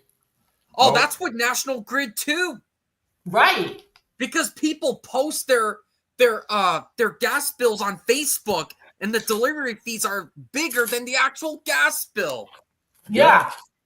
That's Eversource. That's the renewable energy that you were supposed to save money on. Well, that's clearly not the case. No. These people are she's something else. And there's some states like in Massachusetts that want to mandate it, and it's like, no, we can't mandate it. What? Oh my God. Yeah. Well, to mandate renewable energy things like the EV cars. There's states that want to mandate EV vehicles. President Trump got rid of that. Because how are you going to force everyone in one state to drive an EV? But Maura Healey hasn't gotten rid of it. No, she kept it. So she still hasn't gotten rid of it. Yeah. So she has to get rid of it. She goes around and bragging, "Oh, I shut down the pipelines. I shut down this. I shut down that." did. And stuff. Yeah. I mean, what is that to brag about? You know what I'm saying? That's nothing to brag about. You know? Yeah, we have to transport more gas from other states. Yeah. We have to go farther. The farther it is, the more money it's going to cost us. Oh, you know Linda, basically you're paying for something that you will never live long enough to benefit from. Yeah, exactly. Yeah, she's right. Yeah, so my wife said Linda's right on point with everything. Yeah, I mean, it's one thing if you want an EV, that's fine, but don't force everyone. It's not going to end well. Laura Healy wants to spend $25 billion to bring the grid, the electric grid, up to date because she wants everything electric. What the hell? 25 billion. Billion. Yeah. What the hell is this? In the next 25 years, she wants to spend $25 billion in the next 25 years to upgrade the grid. That's $1 billion a year on top of the illegals. Yeah, that's I mean, look at it. I mean, what is wrong with this woman? I mean, here we are. Here we are. We got we got people with drug addictions. We got people with mental health issues. I mean, we got a lot more important things going on, and she's worried about she's worried about the illegal. She's worried about raising making the taxpayers pay more elections, more excuse me, utilities, Dave. Utilities, thank you. Utilities, more utilities. I mean, this is crazy. The thing that gets me the most, there's veterans that are homeless. Yeah, we got homeless veterans that are homeless, and no, we're concerned about the illegals more. Well, plus we're concerned about paying more utilities. Yeah, but the thing too is that Massachusetts is not affordable. No. And you guys are not creating any jobs. It's the worst in the country. So we have the worst. Don't add up. Those two things don't add up. You're one of the most expensive states in the country. You have the worst job growth rate in the country. I was going to say that. Annalisa. This isn't going to work. It's not going to work. This is what Laura Healy has done. Remember, Democrats used to be so much better than this. Yeah. Right. They used to be so much better with this. Now look what they turned into. They turned into money-greeding, blood-sucking animals. Yeah, you know what? There needs to be more people like John Fetterman and me in there. Right. Well, why don't you run for something, James? Come on. I don't know about being a politician. Come on, run for something. Hey, look, you never know. I might vote for you. I like history and geography more than being a politician. Well, you know a lot about stuff that's going on. So I mean, hey, you never know. I may vote for you. Who knows? You're an independent. I like to vote for independents. You know what I'm saying? You may, yeah. You should. Well, I'm just saying. You know what I mean? It's you should try it. Yeah. I mean, I know, but I don't have any interest running for anything. Hey, look, just think. All you got to do, run for something.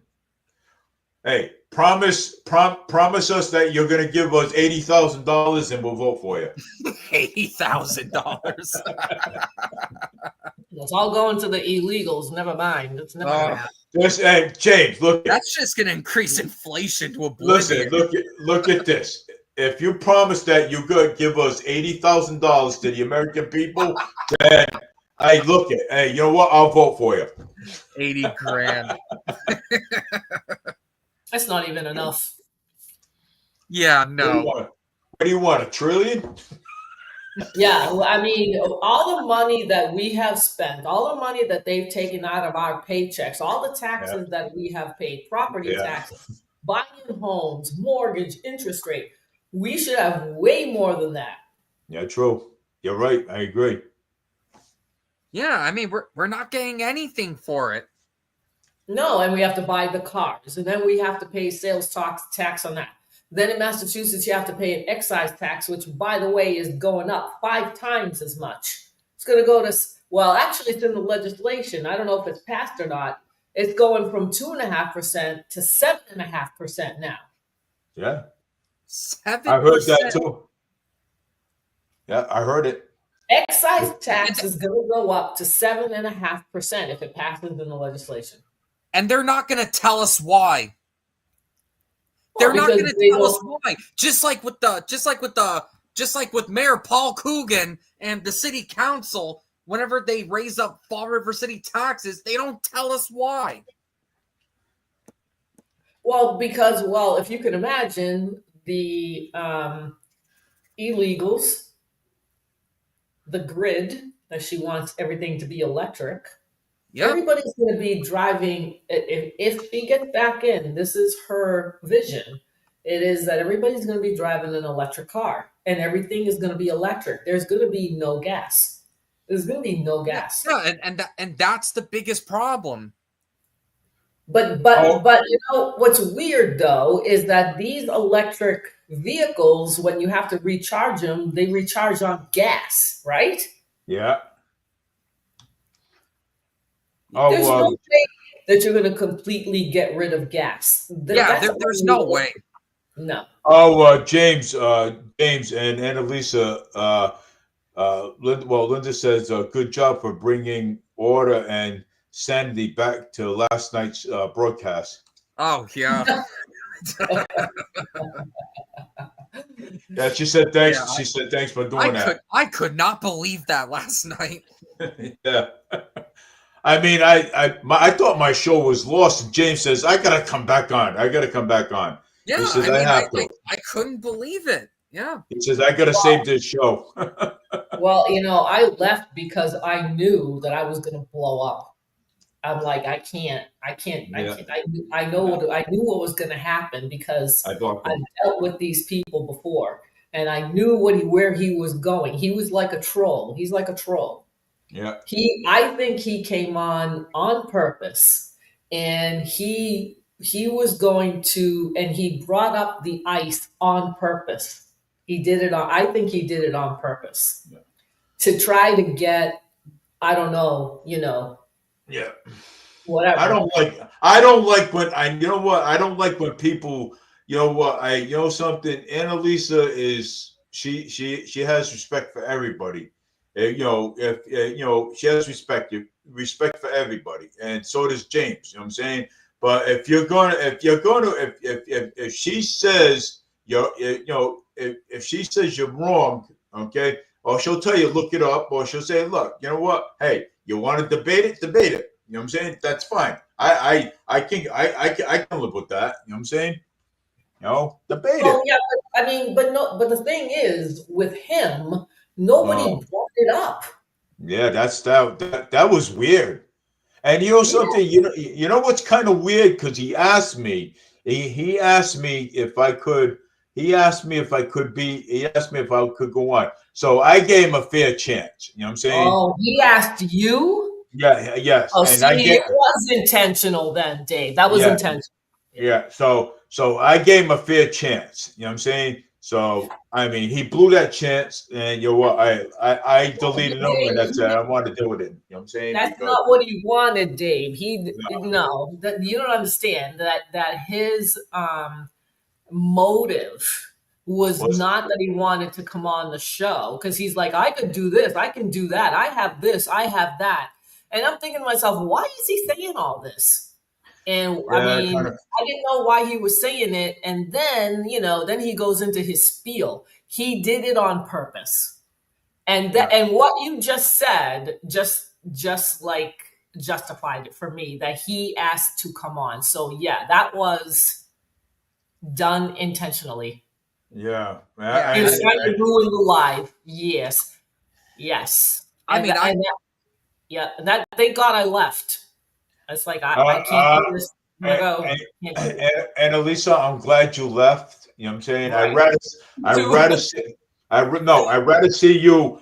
Honestly, I'd rather see you jump off the live stream than blow up at him. You know what I'm saying? You know what I'm saying? So that was That's what he wanted. See, that's what he wanted. That's exactly what he wanted. Yeah. He was trying to stir up something. And I'm like, I think I've seen this playbook before. I'm getting out. You gotta get out. Yeah, and he says, my people, my people over there didn't appreciate it. I said, look, something that I had enough. He's telling me all this morning, and I'm like, okay, you know what? I just woke up. I didn't even eat breakfast yet. I didn't even have a coffee yet. I didn't even have a banana yet. I didn't even talk to my family yet. And here he is saying all this. So block. See you later. I'm done. My God. Yeah, I knew it was going to be bad when he said, "Well, just because you didn't want to talk about it, that doesn't stop me from doing it." Right. He's talking to. I knew it was going to be bad when he said that. And you know what? And I'm going to tell you, he's talking to Annalisa like that. He's talking to the wrong person. I'll be frank. I'll be frank with everybody, man. He's talking to the wrong person.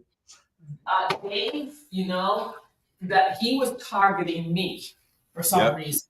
He was targeting me. He was trying to get me. I don't know to say something. I have no idea. I don't know what he was trying to do because I'm like, something. I kind of thought so. I'm like, this is just all wrong. Something, it just felt off. To me, the whole thing felt off. And I'm like, I got to get out of this. I can't do this. So I'm like, no, I'm not doing this. I got to go. Yeah. I mean, I felt that there was something off. He wanted to come on Saturday, but I had my doubts and I said, no, it's like, you know what? I don't even want you on my live stream anymore. No, you're better off. You're better off. I'd rather have James and you guys. Well, I'd rather have you and James. If anybody else wants to come on, if anybody wants to come on, I'm just going to say, look, you know what? I have to let my co-host know if she can handle another person on. You know what I'm saying? I have to ask her. I don't know how I don't know what way it is that you can screen these people, because if they're on the left, like way over to the left, we're not going to get along. We're not going to get along. Yeah. So I cannot tolerate the radicals. I can't. I don't blame you. It's ridiculous. I really can't. No. I dealt with BLM, and I'm telling you, they are something else. They are something else. And I've dealt with them too myself, and I know how they are. But you dealt, Annalisa, you dealt with them worse because they were right up there in Swampscott, and they were all over the place. Every week. Even after the Trump campaign, after the Trump rally, right? They were there. Yep, they stayed. Yeah. Hopefully, I'm in better spirits. I mean, I hope he's in better spirits because he's the one that looks bad. Okay, because he did it on purpose. I stuck up for myself, and it's like I am not going to be doing this all night. No, not. This is not. We're not talking here. He's trying to do something, and I'm not going to fall for it. And I decided to leave. Well, I can build my live stream without without his help. Right. You don't need. He's going to make it worse. Those Yeah. people are just going to make it worse because they want to start problems, just like BLM. Those Yeah. people were the same. They just want to start problems. They Yeah. don't want to solve anything. They want to start problems. Yeah. I'm going to start screening these people, and I don't know how I'm going to do it, but I'll find a way. You can maybe in the I don't know how it's set up in StreamYard, but you can say we usually talk about politics. We are on the middle, and some might lean a little left and some might lean right. Do you know what I mean? Yeah. Maybe you can say something like that and if people are radicals and they lie to you, you're going to know right away and you're going to say bye because they want to start problems. Yeah. So I'm just going to say right now that I am a Republican, and I am a Republican, and how'd you say it before? Something about the left. We're in the middle, and we can tolerate right and left, but not the radicals. Yeah. Well, we can side. We can tolerate right. You said right, left, right? In the center, yeah. Yeah. And right and left in the center, okay. But we cannot tolerate the radicals, okay. So I'm just letting you know now. I mean, you can, you gotta say it in a way. Look, this is what we talk about. This is our stance, and we don't want to get into arguments with anybody. We just want to have discussion. So if you're gonna go on the live to start problems, we're not interested. No, I'm not interested in problems. No, I'm not. You know what I'm saying? I can't deal with it. You know what I'm saying? I mean, if you're gonna come on my live stream, you're gonna start some problems, then you know what? I'm just gonna go just like that. Boom, see ya. What happened to James? He got real quiet. He's right there. He's just listening. Go ahead, James, say something. He's probably eating. So yeah. Anyway, what were we talking about? And then we got distracted again. All right. So we were talking about something. I forgot what it was. Well, I think with President Trump and maybe what happened in the beginning of the year. He was like, okay, we got the country settled. Now let's go look at the worldwide point of view. And it's like, no, you got to stay in. You have to focus on the country. Yep. We don't care about Israel or anybody else. You got to stay here. You have to focus on what's going on here. Yeah, we have to, and and President Trump has to. He's got to break away. He's got to break away from Israel. He's got to do something because we're spending trillions of dollars to Israel, okay, and for what? You know what I'm saying? No, all the time. Yeah, trillions. And what are they doing? With this ridiculousness, with the Palestinians, like what are they? What this country has to be dismantled. Israel has got to go. Yeah. They're nothing but trouble. They do absolutely nothing. They don't want to live in peace with their neighbors in the Middle East. Yeah. Why are you always fighting with these people? Why are you always doing this? And then you got to bring us into it.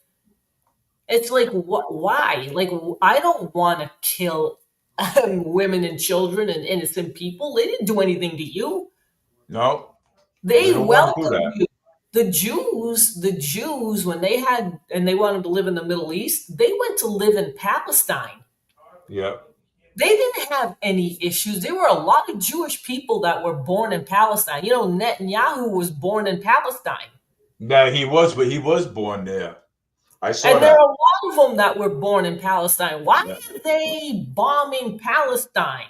when they didn't even, they welcomed them in their country. This is what I don't understand. I don't understand. No, I don't understand. Yeah, I don't understand. I don't know. I don't. Go ahead, James. I mean, things were even good in the Ottoman Empire days.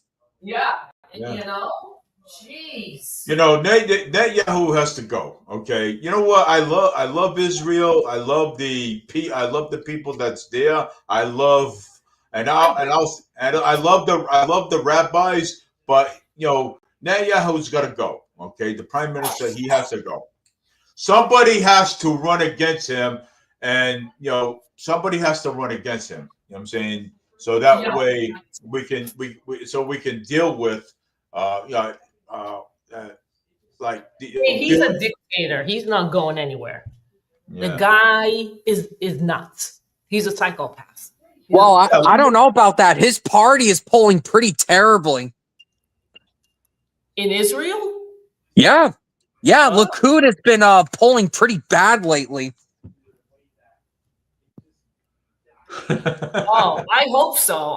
But you know, yeah, that's been going on for a couple months now. Well, I mean, there was even those protests in Tel Aviv where it was like 200,000 people.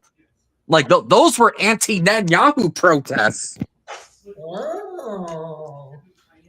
Yeah, there was. Do you know what President Trump said? I think it was the other day that I read it. He said that the president of Israel, like I don't know what Netanyahu is, but he said the president of Israel should pardon Netanyahu. Oh, he's talking about Isaac Herzog. He's the president of Israel. Yeah, he says he wants him to pardon Netanyahu. And I'm like, yeah, no, why? Oh, why would you pardon Netanyahu for? What the hell? You know what? That's Trump. That's Trump saying the quiet part out loud. Why would you want to do that? You know what I'm saying? He wants to protect him. Protect him for what? To break more treaty? He's a war criminal. Yeah, he is. Now we know. Now we see it. Do you think that President Trump is afraid of Netanyahu? Because, you know, I'm wondering about Charlie Kirk and other things that happened in this country, if they had something to do with it. Do you think he's afraid of Netanyahu? He's afraid. He's the president of the United States. He shouldn't fear anyone. No, he shouldn't. He's the president of the United States. He's the commander-in-chief. He should. Well, President Trump shouldn't fear anybody. You know what I'm saying? President Trump should just say, "Hey, look, you know what?" Some people are saying that he might be afraid that they're going to assassinate him next after Charlie Kirk. I don't know. I mean, I mean, that sounds somewhat believable because Netanyahu was trying to buy Kirk off. It was like, what, 140 million? He tried to bribe him? Right. Right. That should tell you something. That dish should tell you something. and so, you know, they made an example, unfortunately, out of Charlie Kirk. And and he might be afraid that they'll go after his family. That's what they're saying. I don't know if that's true or not. It could be. It could be true. It could. I don't know. I think. I think it was that Tyler Robinson kid who was deeply anti Kirk. Well, it could be true. It could be not true. You know what I'm saying? So, but like I said, dude, you know, you never know. Well, I mean, do you really actually believe the story that the FBI told everybody what happened? Do you believe that? Yeah, well, Can you? I'm not a gun expert or a rifle or whatever, hardly. But the people that are said that for him, Tyler Robinson, to take apart the gun and then put it back together with that time frame that they gave, it's impossible to do. It's impossible. Yeah, He I don't. should not have done that in that time frame. It's impossible. Somebody Yeah, has and the I investigations aren't even done yet. Like, it's still going. no, it's no. I think they're done.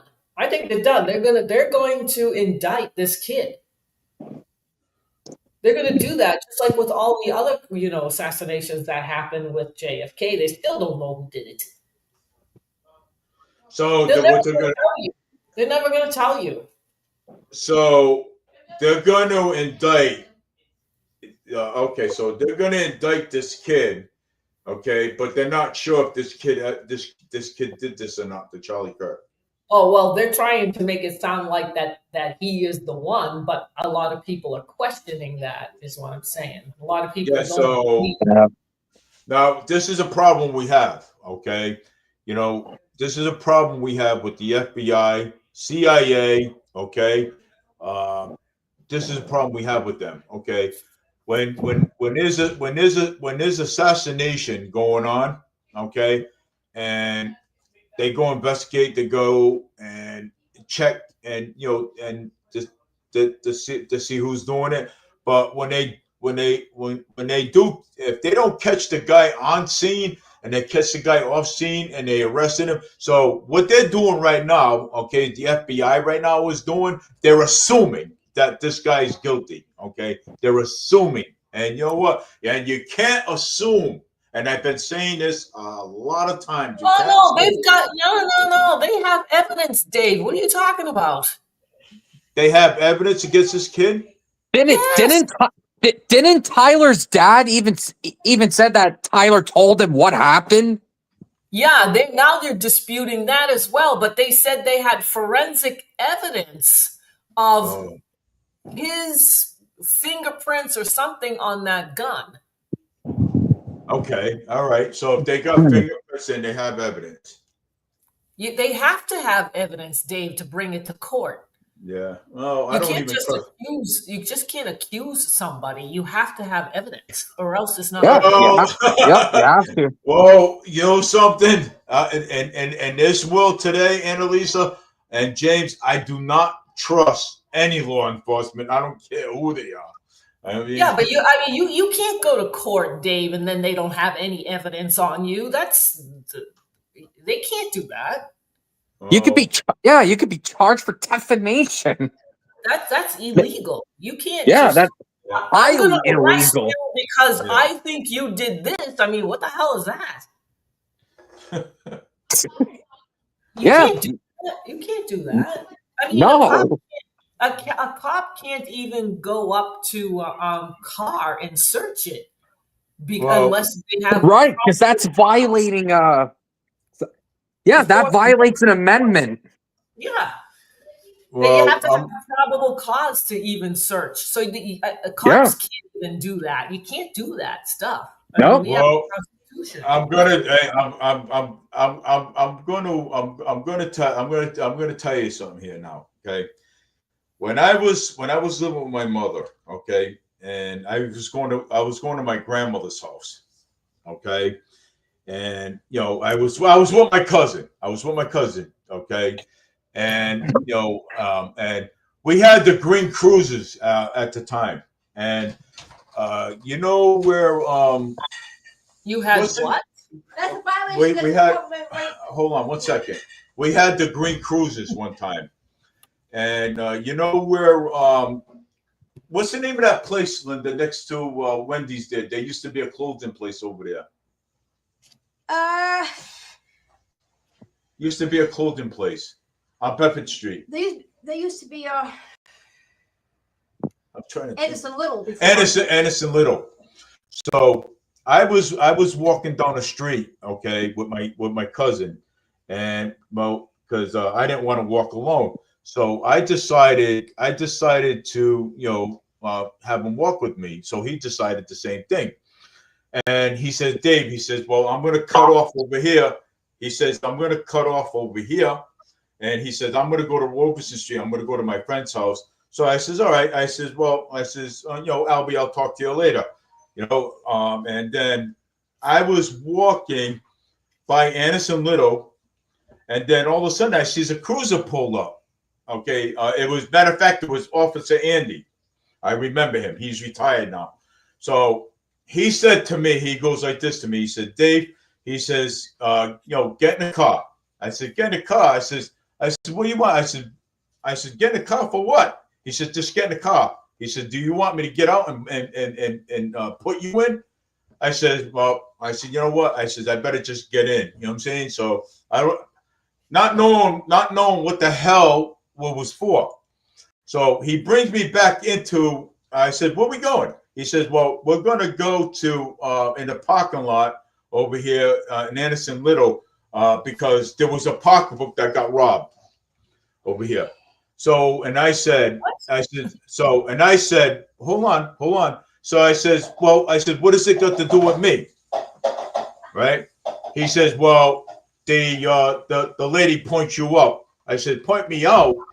I said, what pocketbook are you talking about? I says, I don't even know what you're talking about. I says, I just came out of my mother's house. I'm going to my grandmother's house, and I'm going to my grandmother's house, and I am going to sleep over her house tonight because she asked me. So he says, well, you're not going anywhere tonight. I says, oh, really? I says, okay. I said, why you guys want to play fucking games? Excuse my language. I says, well, let's play the game. Let's go. I said, oh, I'm on for it. So he says, well, you're going to tell us where the pocketbook is? I says, well, let's go for a ride down over here, the back of this mill over here. So they went down the back of the mill. They says, where's the pocketbook? So they want to play. I'm going to play too. So I says, look, I said, I think it's up there on top of the roof over there. I said, you guys got to go climb up there because I said, matter of fact, I said, I think I see it. I see the handle. Look, it's hanging down. It's right there. So what they did was all of them, they're climbing up there, and the cop turned around. He says to me, he said to the other cop, he goes, that little bastard. He says, I'm gonna go down there. I'm gonna smack him. And then he comes down and he goes, there's no pocketbook up here.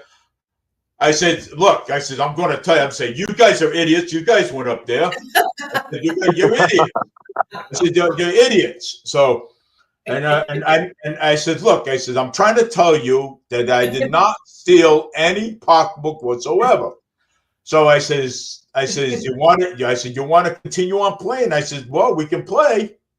I said, I'm into it.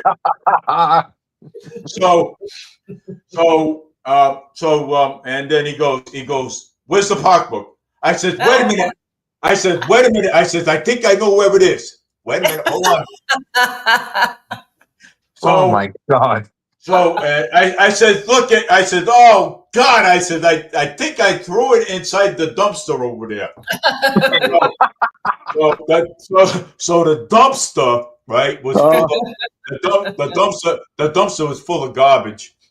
So, and he goes, well, he said that pocketbook better be in there. I says, well, I'm sure it is. I mean, you're asking me, so I'm telling you. So the cop dived in the dumpster. He said, there's no pocketbook in here. He said, look, I'm already getting tired of you already. I said, I'm sorry, but I'm getting tired of you because you're over there saying, that I took a pocketbook and I didn't. So I said, look, these are the only places I know. So they brought me back to Anderson Little, right? So there was a police officer. Oh God! So there was a police officer I knew. Okay, he comes over. He said he comes up. He says, "Who you got back?" He asked Officer Andy. He says, "Who you got back of that cruiser?" He says, "I got Mr. Mead back here." He says, "Let me see." He says, "Let me see." So he opens up the door. He says, "Why is he in back of this car?" He says, he told Andy, he says, "Why is he in back of this car?" He said, "Now you get him out of this car and you get those handcuffs off of him right now." He said, "Yeah, yeah." Oh. And look at this. And then he goes, He goes, but nothing. And he says, you know something? He says, I want to see you in my office, okay, tomorrow morning. He says, upstairs. He says, before you go your patrol, he says, I want you upstairs in my office. He says, I have a surprise for you. He says, this kid don't bother nobody, okay? Did he mind his business? And when he's walking down the street, he says, I know his dad. I know his mother. He says, I know the grandmother and everything. And he goes like this. He says, Dave, where you going? I says, I'm going to my grandmother's and sleep over my grandmother's house because she asked me to come over. So I said, fine. So he said, look, he says, come with me. He says, I'm going to bring you to your grandmother. He says, Dave, he says, I know you didn't take that pocketbook. He says, you're not like that. He says, I know. He says, we know you didn't. So I went right there, Dave. That's a lawsuit. Yeah. So anyways, I went to my grandmother's house. My grandmother says, why is the cops with you? I says, Vavo, I says, I'm sorry that I'm late. You know what I'm saying? I said, but I was playing a little game with the police and because they said that I stole a pocketbook, and which is I never did. Yeah, and so and the officer that brought me to my grandmother's house had confirmed that. He says, yeah, it is true. And he says, well, he gave my guys quite a runaround. So, I mean, but that was besides the point. So, how old were you? I was like, not even, I was like 16 at the time. I was like 16. Wow.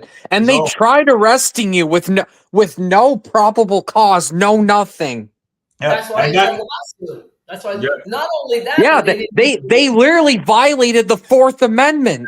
Yes, they did. That's right. And they didn't even read you your Miranda rights, and you were a minor. Yeah. And you know something, and that's why I don't trust cops. I trust cops at a certain point, but it's like, okay, you know what? I don't trust these at all no more. You know what I'm saying? So I'm done. Well, no, but what I'm trying to say is that a lot of cops are not very bright. They don't even know, like, the Fourth Amendment, reading the Miranda rights and all that, okay?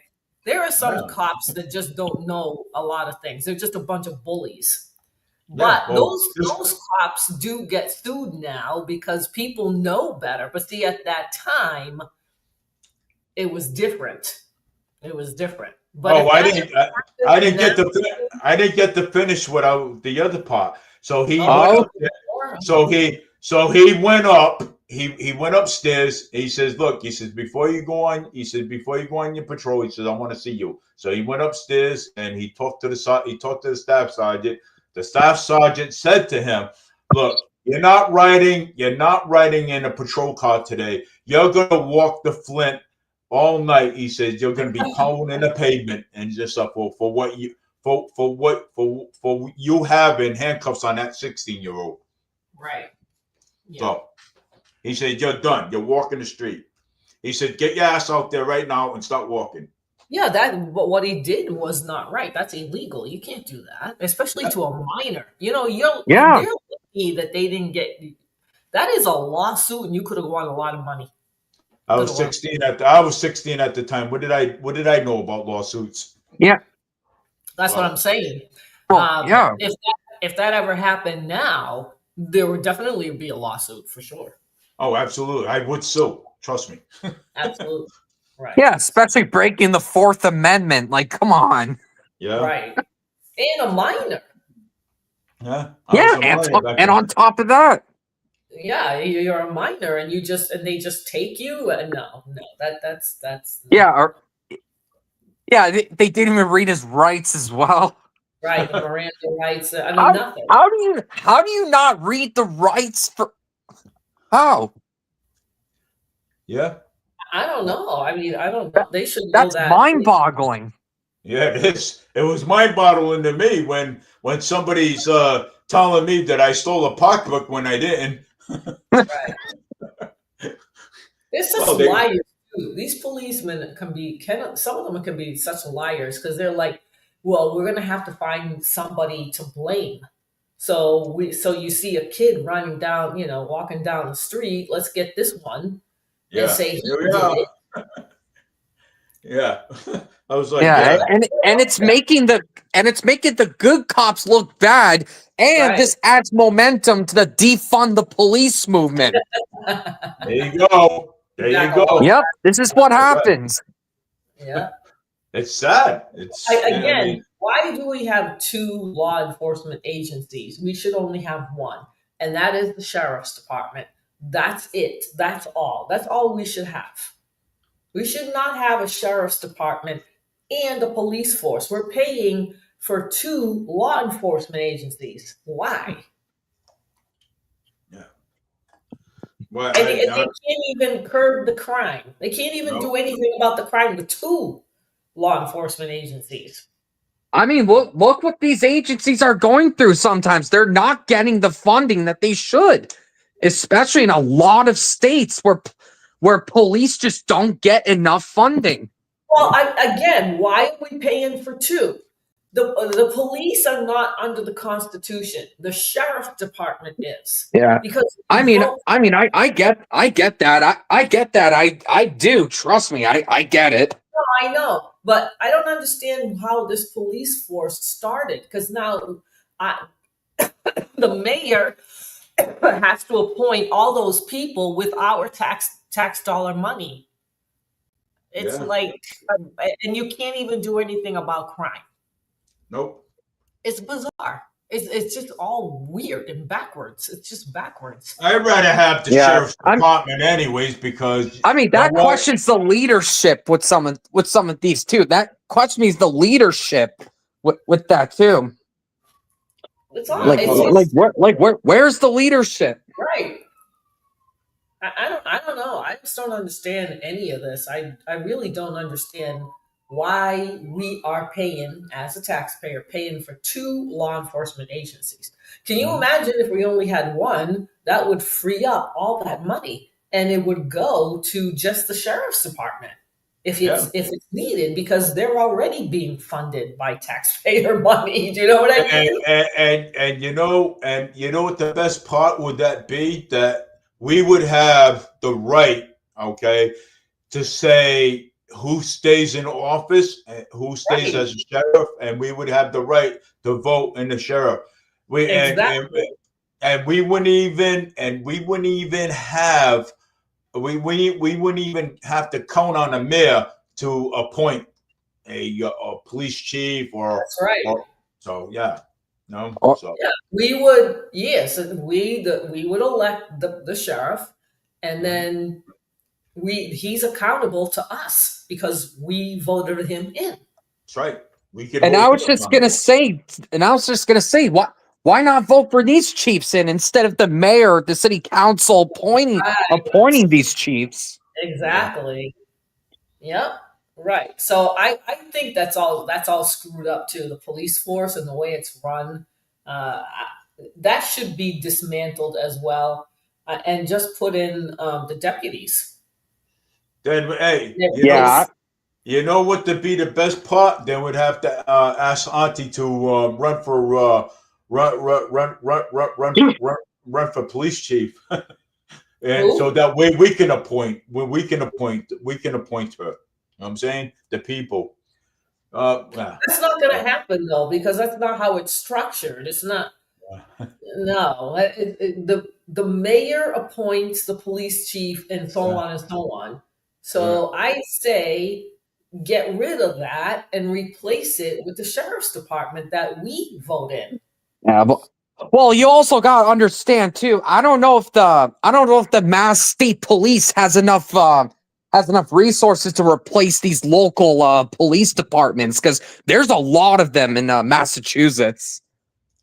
Well, yeah. So I don't know if for like police cruisers and stuff like that. I don't know if the state police department has enough resources to replace all of these local police departments. Well, I don't understand. What does the state police have to do with the local police? What do you mean? Well, you said you wanted the sheriff's department to replace everything, right? The sheriff's department to replace the police department. Well, the local police departments, right? Yeah, so you're like Fall River, New Bedford, Pittsfield. They would have to do the whole county or the whole precinct. They would have to do the whole state, I'm pretty sure. No. The sheriff. No, I'm not talking about the state police. I'm talking about the sheriff. The sheriff has to do your precinct. The police of counties. Yeah, they have to do that area. Every county has their own sheriff. Right, yeah. You have your own. So why do we have a police force when we have a sheriff's department? And why isn't it that we just can't have the deputies in these offices where the police are right now? Why are we paying for 2 police cars and salaries and everything else? We'd save a lot of money. We save a lot of money and we would free it up, and maybe we could use it to hire more deputies. Yeah, I get that. That's really good that's really good points. But I just don't think we should be dismantling any more police. That's just my own opinion with that. But replace it with the deputies. Replace them. Not to just dismantle it and not have anybody, to replace the police department with the deputies and the sheriff. The sheriff is the sheriff. He's the sheriff for the whole county. Now, instead of having the police department, you have the deputies going around checking everything out instead of having 2. Why do we have a sheriff's department and deputy? What are they doing? What are they doing? They should be the ones that are enforcing the law under the Constitution, not the police. And they don't do anything anyway. What do the police do? What are they doing for any, Fall River or anybody else? Crime is high.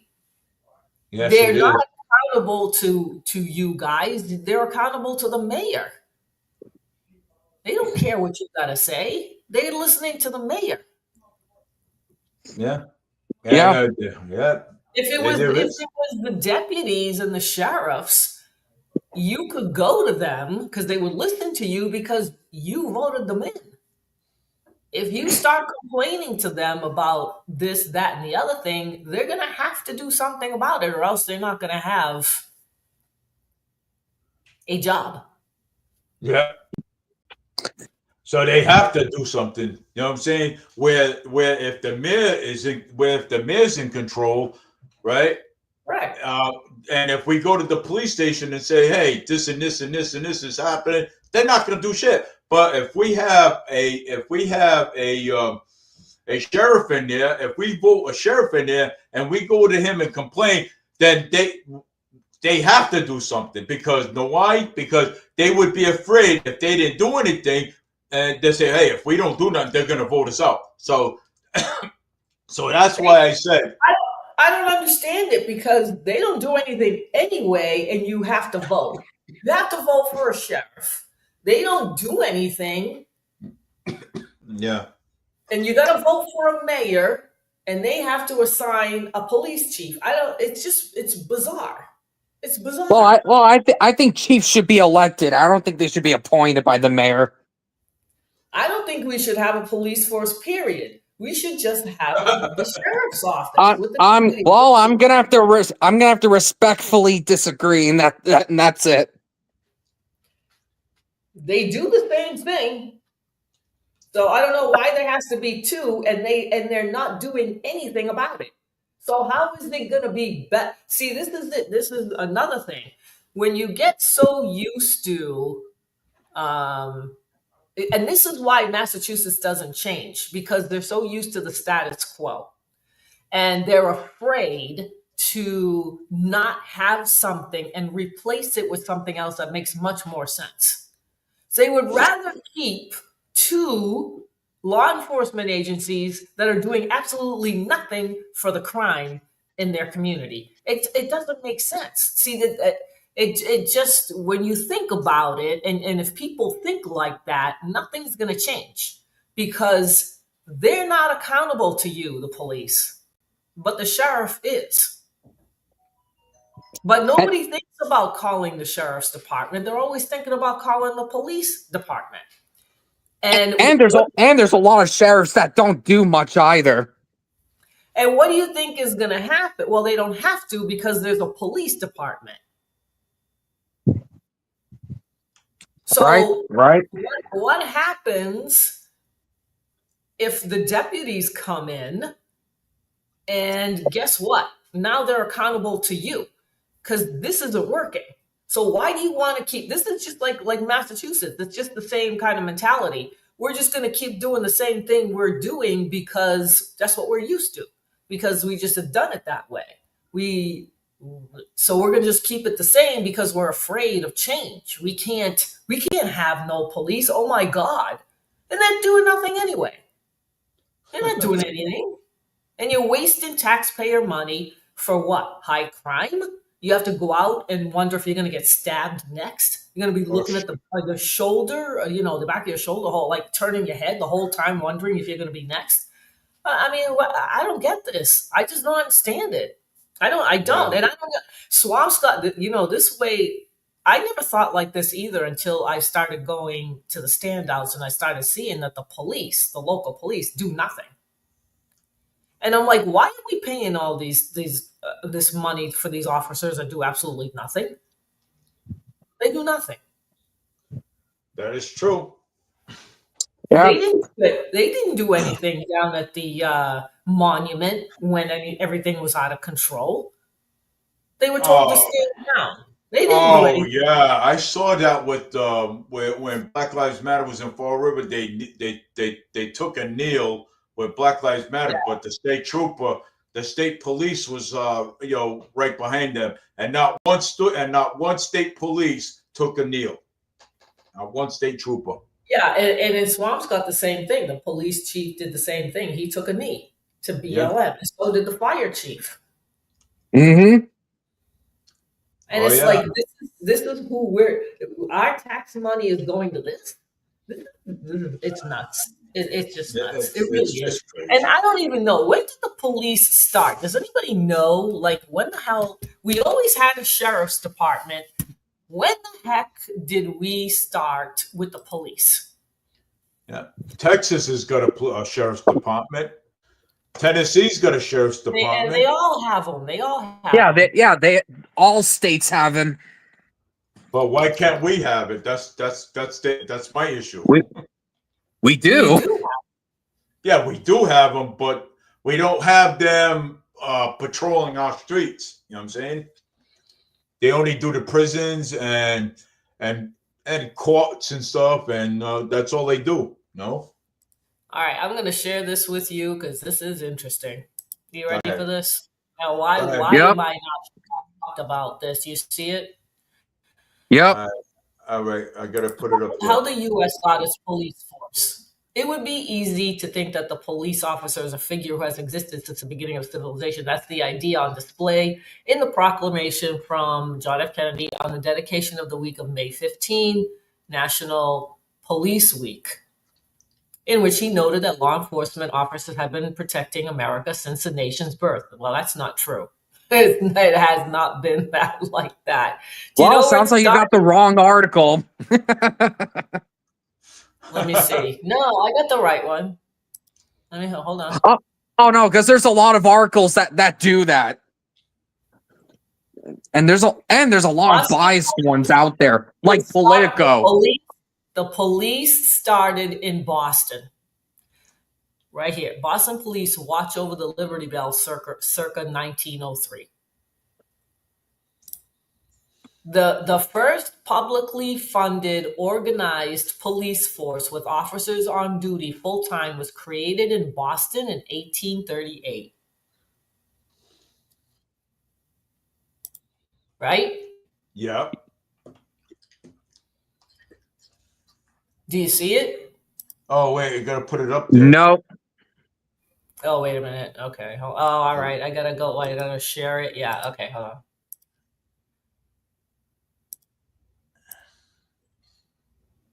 Do you see it now? Yep. Hold on. Yep, I got it. Yep, right there we go. Yep, it's loading. Okay, there it is. See it? For the first publicly funded organized police force with officers on duty full time was created in Boston in 1838. So the police have been around since 1838 in Boston. It started in Boston. Yeah, I see it right there. I got to take a picture of that. Put it up. Okay. All right, go ahead. So now we know that. When did the Yeah, sheriff's since the 1830s. Yeah, when did the sheriffs? Wow, that's when William IV was still king of the UK. My God. Yeah.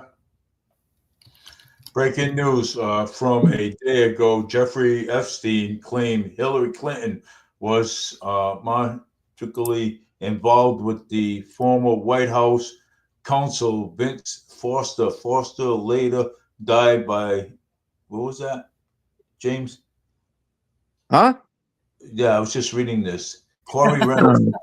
Jeffrey Epstein claimed Hillary Clinton was romantically involved with former White House counsel Vince Foster, later died by suicide. Oh yeah, in 1993. Yeah. So the sheriff's department, okay, the first sheriff in America is believed to be Captain William Stone, appointed in 1634 for the Shire of Northampton in Virginia. The office of sheriff has evolved significantly since then, with responsibilities expanding over time to include law enforcement, jail management, and community safety. So the sheriff's department has been around much more than the police force. 200 more years or so. Yep. So they were always there. The sheriff's department has always been there. 9th century too. Yeah, that traces back to England and all that, but in this country it started in 1634. Oh, Corey, the original modern days of policing can be traced back to the slave and patrol. Huh? Slave. Yeah, slave and patrol. Yeah, patrol. The earliest formal slave patrol was created in the Carolina in the early 1700s with one mission: to establish a system of terror and squash slave uprisings with the capacity to pursue, apprehend, and return runaway slaves to the owners. Yeah. What year was this? In the 1700s? 1700s. Early 1700s. That's not police. That's not police. That's not the modern day police. That's policing. Policing and police are two different things. Yeah, they're completely different. Yep. Yeah, I'm talking about the police, like how we have it right now. It was established in Boston in the 1800s. Yeah. I mean, the runaway slaves were not modern day police. They were just people looking for the runaway slaves. They weren't police. There were no police then. There was no police back then in the 1700s. Nope, there wasn't. No. No, it didn't exist. It didn't exist. 1700s didn't even exist at all. The people did it on their own because that didn't. It wasn't. I think the sheriff's department was there. That started in the 1600s. It probably was there, but I think the people did it themselves for the most part. Yeah, for the most part. Yep. Yeah. All right. Okay, it's 9 o'clock, people. So we'll already. Yep. 9 o'clock. 9 o'clock. That went by quick. Yes, it did. We can resume this conversation on Friday. Oh wait, Wednesday. So Wednesday we can resume this conversation on Wednesday, and next Friday and well, next Thursday I'll be going to to a dinner, and then we could I'll come on Friday at 6:30 to 9. So I'll have to skip Next over week. Friday. Yes, next week. Yeah, Yeah. I think I might be working late that day, Wednesday. Yeah. So I think I might be working late. I don't know. yeah. I want to say one thing before. I don't know if I should say this, but I'm going to. Go ahead. So James, you said Yeah. you were 27, right? Sorry? You said you were 27. Well, I'm 25. I'll be 26 next month. Oh, geez. All right. But I have, oh boy, I don't know if I have a niece like your age. Oh, okay. I don't know if you have a girlfriend or not, but Hey, listen, this ain't a dating game here, you know. I mean, I know as far as I know, she's single, and I think you are too. You're about the same age. She lives in the North End. She's gonna kill me, but I thought I'd just throw it out there just in case for you to think. She has blonde hair. She has blue eyes. Believe it or not, because I'm Italian, I don't have that. But she does. Hey, I got blue eyes too. Yeah, she's a mix. She's Irish and Italian. So she takes after her father, who's Irish. And so she's got the blonde hair, the blue eyes. She works in a law office. And she's in the North End. Okay, I had to say that. I was thinking about that. I was like, oh my gosh, James is the same age as my niece. So your niece is probably looking for a boyfriend. So there you go, James. There you go, James. I don't know. I don't even know what he looks like, but hey, I don't know. I don't know. But I don't know if that matters. But they're like the same age, and I mean, she went to UNH. Wow. Oh, wow. She's probably gonna kill you. She is gonna kill me.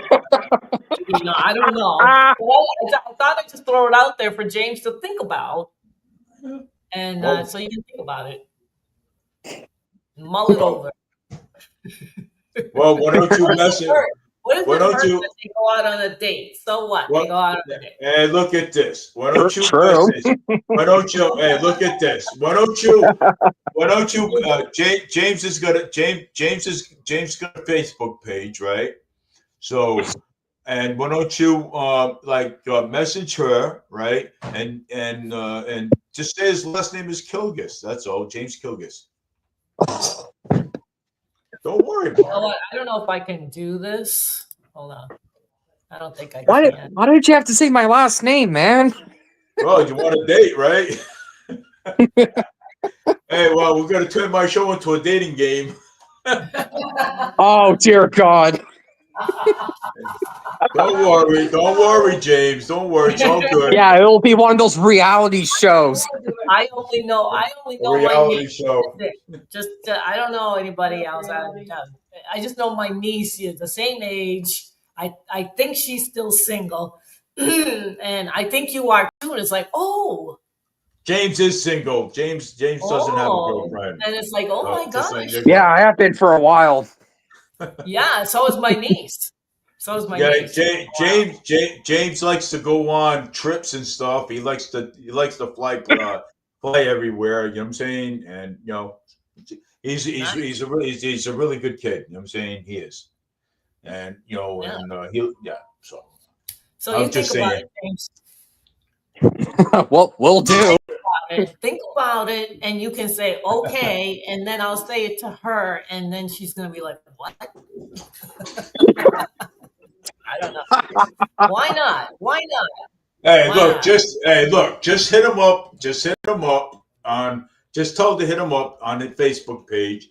Give her a name. Say, hey, I just got done talking to my aunt Lisa, and and she's I'm not described going to say you as anything yet. I'm going to wait for James. I want to wait for James to let him mull it over, see what he thinks. And what is it? You could be friends. I mean, what instead of you could be friends. You could go up to Boston and see her. He likes going to Boston. James likes traveling all over the place. Oh, yeah, he likes to. Yeah, I mean it's true. There you go. See, James a good kid. I have to say, my niece, she didn't drive for a very long time. I think she just got her driver's license not that long ago. And now that she's living in Boston, she doesn't need a car. So she's not really big with the cars. She does have one. It's a gas guzzler that her father left her. Yep. And that's in Salem at her mother's house. So she does have one, but she doesn't need one in the North End because that's where she works. She works in Boston, but she lives in the North End. So she doesn't need a car there. And there's no parking in the North End anyway. So when has there ever been parking in Boston? When? Yeah, it's awful. It's awful. So I know she works for a law firm. So in Boston. She's not an attorney, but she did study, like she, studied those types of things at UNH. She wrote. She's a very good writer, and she probably does do those kinds of things. I'm thinking. Well, I'm sure she's going to be hearing this live stream. What? I'm sure she's going to be hearing this live stream. No, she's not. No, she's not. But I just thought I'd mention it just in case. It's like, well, maybe, who knows? Yeah. Well, why not? Why not? Yep. All right. Well, I have to go now, and because I got to get up for work tomorrow. Yeah, 9:07. Yeah. So it's 9:07. So I'll be on Wednesday at 6:30 to 9, and then we're gonna skip next Thursday, and we're gonna go to Friday from 6:30 to 9.